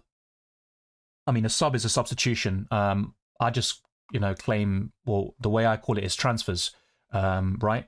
I'm guessing that's what you're referring to. They might just give it to us to silence us. Well, you would think that, but whether it's UCL Fantasy or FPL, they don't really listen most of the time. Looks like Versus starting at left wing. Well, he did that against Crystal Palace and it didn't work out. Transfer Kudus for Rice? Yes. In FPL for sure. I saw Kane, Pedro from Sporting, and Balde for Alvarez, McTominay, Gabriel -4. I'm not sure if I answered this already or if this is the exact same situation as someone else talked about, but yeah, good transfers. I just can't stress enough that selling Kane for a hit can always backfire. Raya, Dubravka, Timber, Van de Ven, Rodon, Tosin, Senesi, Caicedo, Saka, and Dai, Semenyo, King, Thiago, Haller, Mateta, either Bruno, Munoz in for Tosin, Caicedo, Sum. Yeah, looks pretty good. I would like, yeah, Munoz in for Tosin is the better move. Especially if Tosin starts in the Champions League. We could see Fofana and Chalobah start in the Premier League again, and there's also Achimpong. Dylan, are you watching it? Welcome to Derry on HBO. So far, the first 2 episodes have been really good. Don't know if you're into horror mystery shows. I'm into like thrillers, and yeah, suspense and stuff like that. So I'll add that to my list. I definitely like mystery. With horror stuff, there are some things I like, but I don't know. It's not my favorite genre, let's put it that way. Like, I don't panic, I don't crap myself or piss my pants, but yeah, it's just the bad vibes you get, especially with like possession stuff and ghosts and yeah. Ugh. But I'll add that to the list then. So let's see. Welcome to Derry. I mean, HBO shows typically are good, but I'm kind of watching the older school stuff and trying to catch up that way. I've still got a long list, but I've also watched a lot already in terms of shows and films. Want to get Gabriel, but will mean for Timber or no Munoz or not game Bruno. Yeah, that's very frustrating. Gabriel is so template, but he is the best defender in the game and one of the best assets overall. Landman 2 is about to be released. Watch Season 1 if you didn't yet. It's a good one. Landman, okay. I haven't heard of that show before. I might have seen something, like an advertisement or something, but the name doesn't ring a bell, actually. Would you bench boost Dubravka, Hartman, Senesi, and Krupi Jr.? I mean, I absolutely flop with my bench boost. Maybe I gained points from Lacroix. I'm not sure if I would have started him over Burn if I didn't activate the bench boost, but ultimately, the players I had on my bench were horrible. So, look, it's not a bad bench. I think one of Dubravka... Well, this is the thing. You have Dubravka and Hartman away to West Ham. They played Wolves away a few weeks ago. I think West Ham will score. Then I look at the others. I think Krupa Jr. is decent. I think he'll start against Aston Villa. But I would probably say no. Netflix and Football Manager signed a 2-year deal. That's why FM addicts don't like it, because they don't have a Netflix account. I mean, I've got one, but that's a very strange decision to force you to link that. Yeah, lineup should be out. I mean, I'm not sure if I'll cover them. There's a lot to go through. Could also get James in, I guess, as Twisted Parky. Short term, I would recommend that, but I do prefer Gabriel, Munoz, and the other options. Then again, Arsenal do face Sunderland away and Tottenham at home for the next two. And then, of course, Arsenal play Chelsea. Yeah, Napoli disappointing. I've avoided them all season, and I'm happy about that. If you like Dexter, Dexter Resurrection was a banger. I haven't watched Dexter. It's been on my list for a while, and I probably will watch it, but there are some things that I kind of know by default. Obviously, the memes. Surprise, motherfucker! And stuff like that. But, yeah, obviously Dokes, as they call him. Well, that's his name. Very, very nice stuff. Old movies or new movies? Old. All day long. Now, there are some good films and shows being released, but I think, generally speaking, older films and even music is much better. Yeah, I covered that easy. I covered that question earlier. I'll take a vacation, a brief one from next week. That's the plan. But in terms of other sports, probably not. And I'll watch shows and films when I can. Landman is about oil industry in Texas and how things got intertwined with cartel stuff, for instance. I had no idea. So, interesting. Can you give us your Madrid-Liverpool combined 11 in a 4-3-3 formation? Courtois and Alisson's a very difficult one, but I'm going to say Courtois. Trent Alexander-Arnold at right back. Yeah. On the left, I mean, if it was a few years ago, Robertson's the clear winner, but Carreras has had a very good start to the season. He was decent at Benfica. Then you've also got Milos Kerkez, who's been terrible this season, but obviously was quite impressive for Bournemouth last time out. I'm probably going to say Robertson, actually. Centre-back's quite simple. Virgil van Dijk and Rudiger, when everyone's fit. In the midfield, Szoboszlai's been Liverpool's best player this season. I still think McAllister's better overall. But then there's Gravenberch, Tchouameni, Camavinga, Bellingham. I would put Valverde, Bellingham, and Odegaard has been very good this season. I'm not sure if I'd put him over the other ones. I would personally put McAllister. I know he's been poor this season, but yeah, he would be in my team. Front line, yeah, Salah, Mbappe, and Vinicius. I think that would be my combined 11. Gabriel, 0 balls recovered. Yeah. Captaining him hasn't gone too well so far, but it could be a blessing in disguise in the end if I end up going for Haaland tomorrow and he ends up scoring a brace or hat-trick. Next year, a lot of high-profile movie release. Yeah, I'll wait, though. Just because there's a lot of hype or it's a big, high-profile release, it doesn't mean it's going to be good. This ain't even a joke. Last winter, I was watching a documentary about Amityville Horror. Discussed worse room often had tons of flies and family was always awakening at 3:15.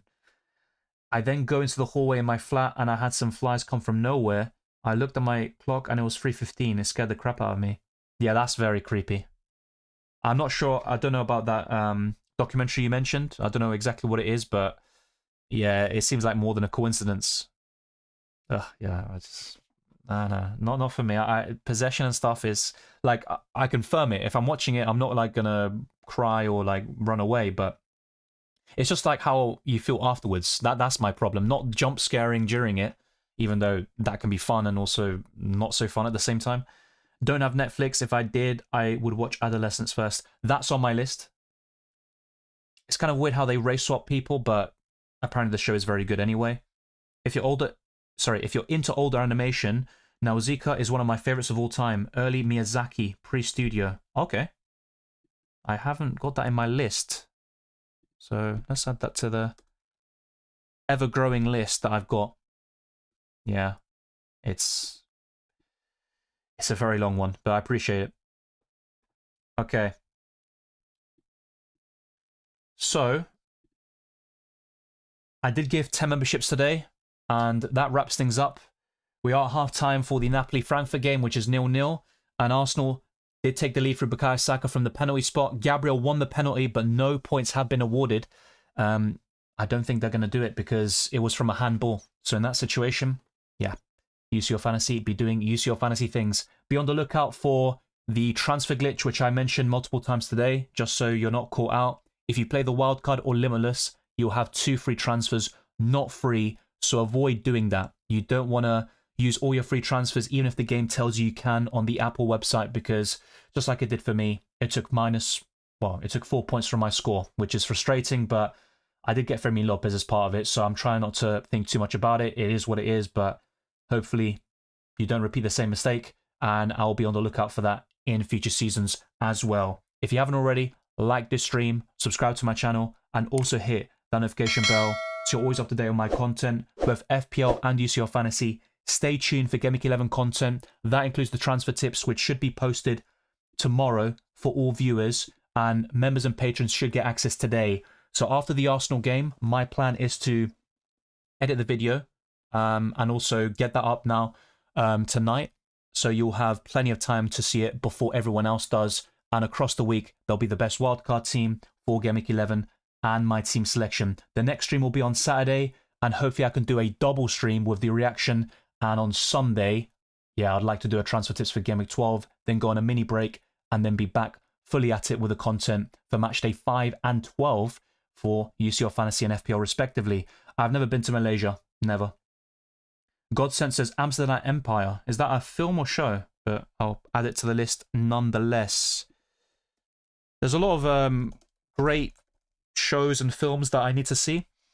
So Invincible. What else? I mean, there is a list right in front of me. Boardwalk Empire, Oz. I've heard good things about The Shield, Bosch Legacy, Slow Horses, Mr. Robot, Utopia, Black Mirror. I've seen episodes, but not the whole thing. Band of Brothers. There's so many. The list just goes on and on. Horror films, not super scary, but I did watch Paranormal Activity. That was worse because what you can't see is more scary. No monsters, just things moving for no reason. Yeah, for me, it's probably just possession and ghosts. I hate that. I appreciate that, Harrison. Thank you as always, Dylan. Hope the rest of the week treats you well. Likewise, I appreciate your contributions to the channel and the positivity. Captain Gabriel, interesting. Are you happy with that decision? Well, it's half time. I mean, if Arsenal keep a clean sheet and Gabriel gets ball recoveries, it's decent, right? But I said this even just a few minutes ago. It might be a blessing in disguise. You know, if I had Captain Saka, he gets 8-9 points, and I'm like, oh yeah, that's a really good score. I should have captained him over Gabriel. But then it prevents me from switching to someone tomorrow, and I think Erling Haaland is going to be the standout, and Haaland might get a brace. So it's difficult to judge these things yet.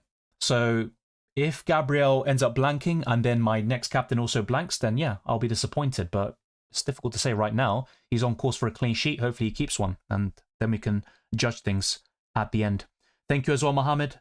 I appreciate that, and let me know what you think of the combined 11. Yeah, the lineups are out, but I'm never going to end if I'm just covering all of that as well. I didn't trust it after the wild card, so only made 2 transfers. Yeah, I didn't even need to make the third one, which is the annoying thing. Van de Ven to Gusto, I mean, unless Gusto gets a massive return this week, it ultimately would have been a flop. Yeah, see you very soon. 0-0. Cheers, Bada. Back to the Future. Yeah, I've seen that before, but a long time ago. I don't remember much. God Sentence is a show. I added it to my TV show list. Yeah. Red Brand 1 says, good luck, Dylan and everyone. Likewise, mate. I'll just rewatch Mad Max tonight. One of my all-time favorites. I don't think I watched the original, but I did see Fury Road with Tom Hardy in 2015 in the cinema, and it was a good film. Just a question regarding FPL. Should I get Saka this week? Yeah, Gyökeres is out. Hopefully he's back for the North London derby after the international break, but that's not a guarantee. Yeah, I think Bukayo Saka, he's a hold for people in FPL. I don't think he's necessarily a buy. But it just depends on the context. Like, who are you selling in the midfield? I think Gyökeres to Mateta would be very appealing. Thank you, Sudindra. Great stream, Dylan. See you again on Saturday. Yes, that is the plan. Take care as well, Godsent. Good luck with this match day. I echo your sentiments back to you. I mostly agree with your combined 11, but I picture Bosley over McAllister this season. Yeah, for sure. Like, if it's based on this season, then I'd put Carreras at left back. I would also not have Rudiger because he hasn't played that much. And I would have fewer Liverpool players. But the combined 11 for me is like all time, like historical. And I'll stand by those picks. I think McAllister is better than Szoboszlai, but not this season. And yeah, Gravenberch is a good shout. He's another one you could include in that list. So thank you, everyone. I'll see you on Saturday for the next FPL deadline stream, and keep your eyes peeled for the transfer tips, best wildcard squad, and my team selection. And for UCL Fantasy, I'll see you in a couple of weeks' time after the international break, ahead of Matchday 5, where the Limitless is a real possibility. Take care, enjoy the football, and I'll see you on Saturday for FPL.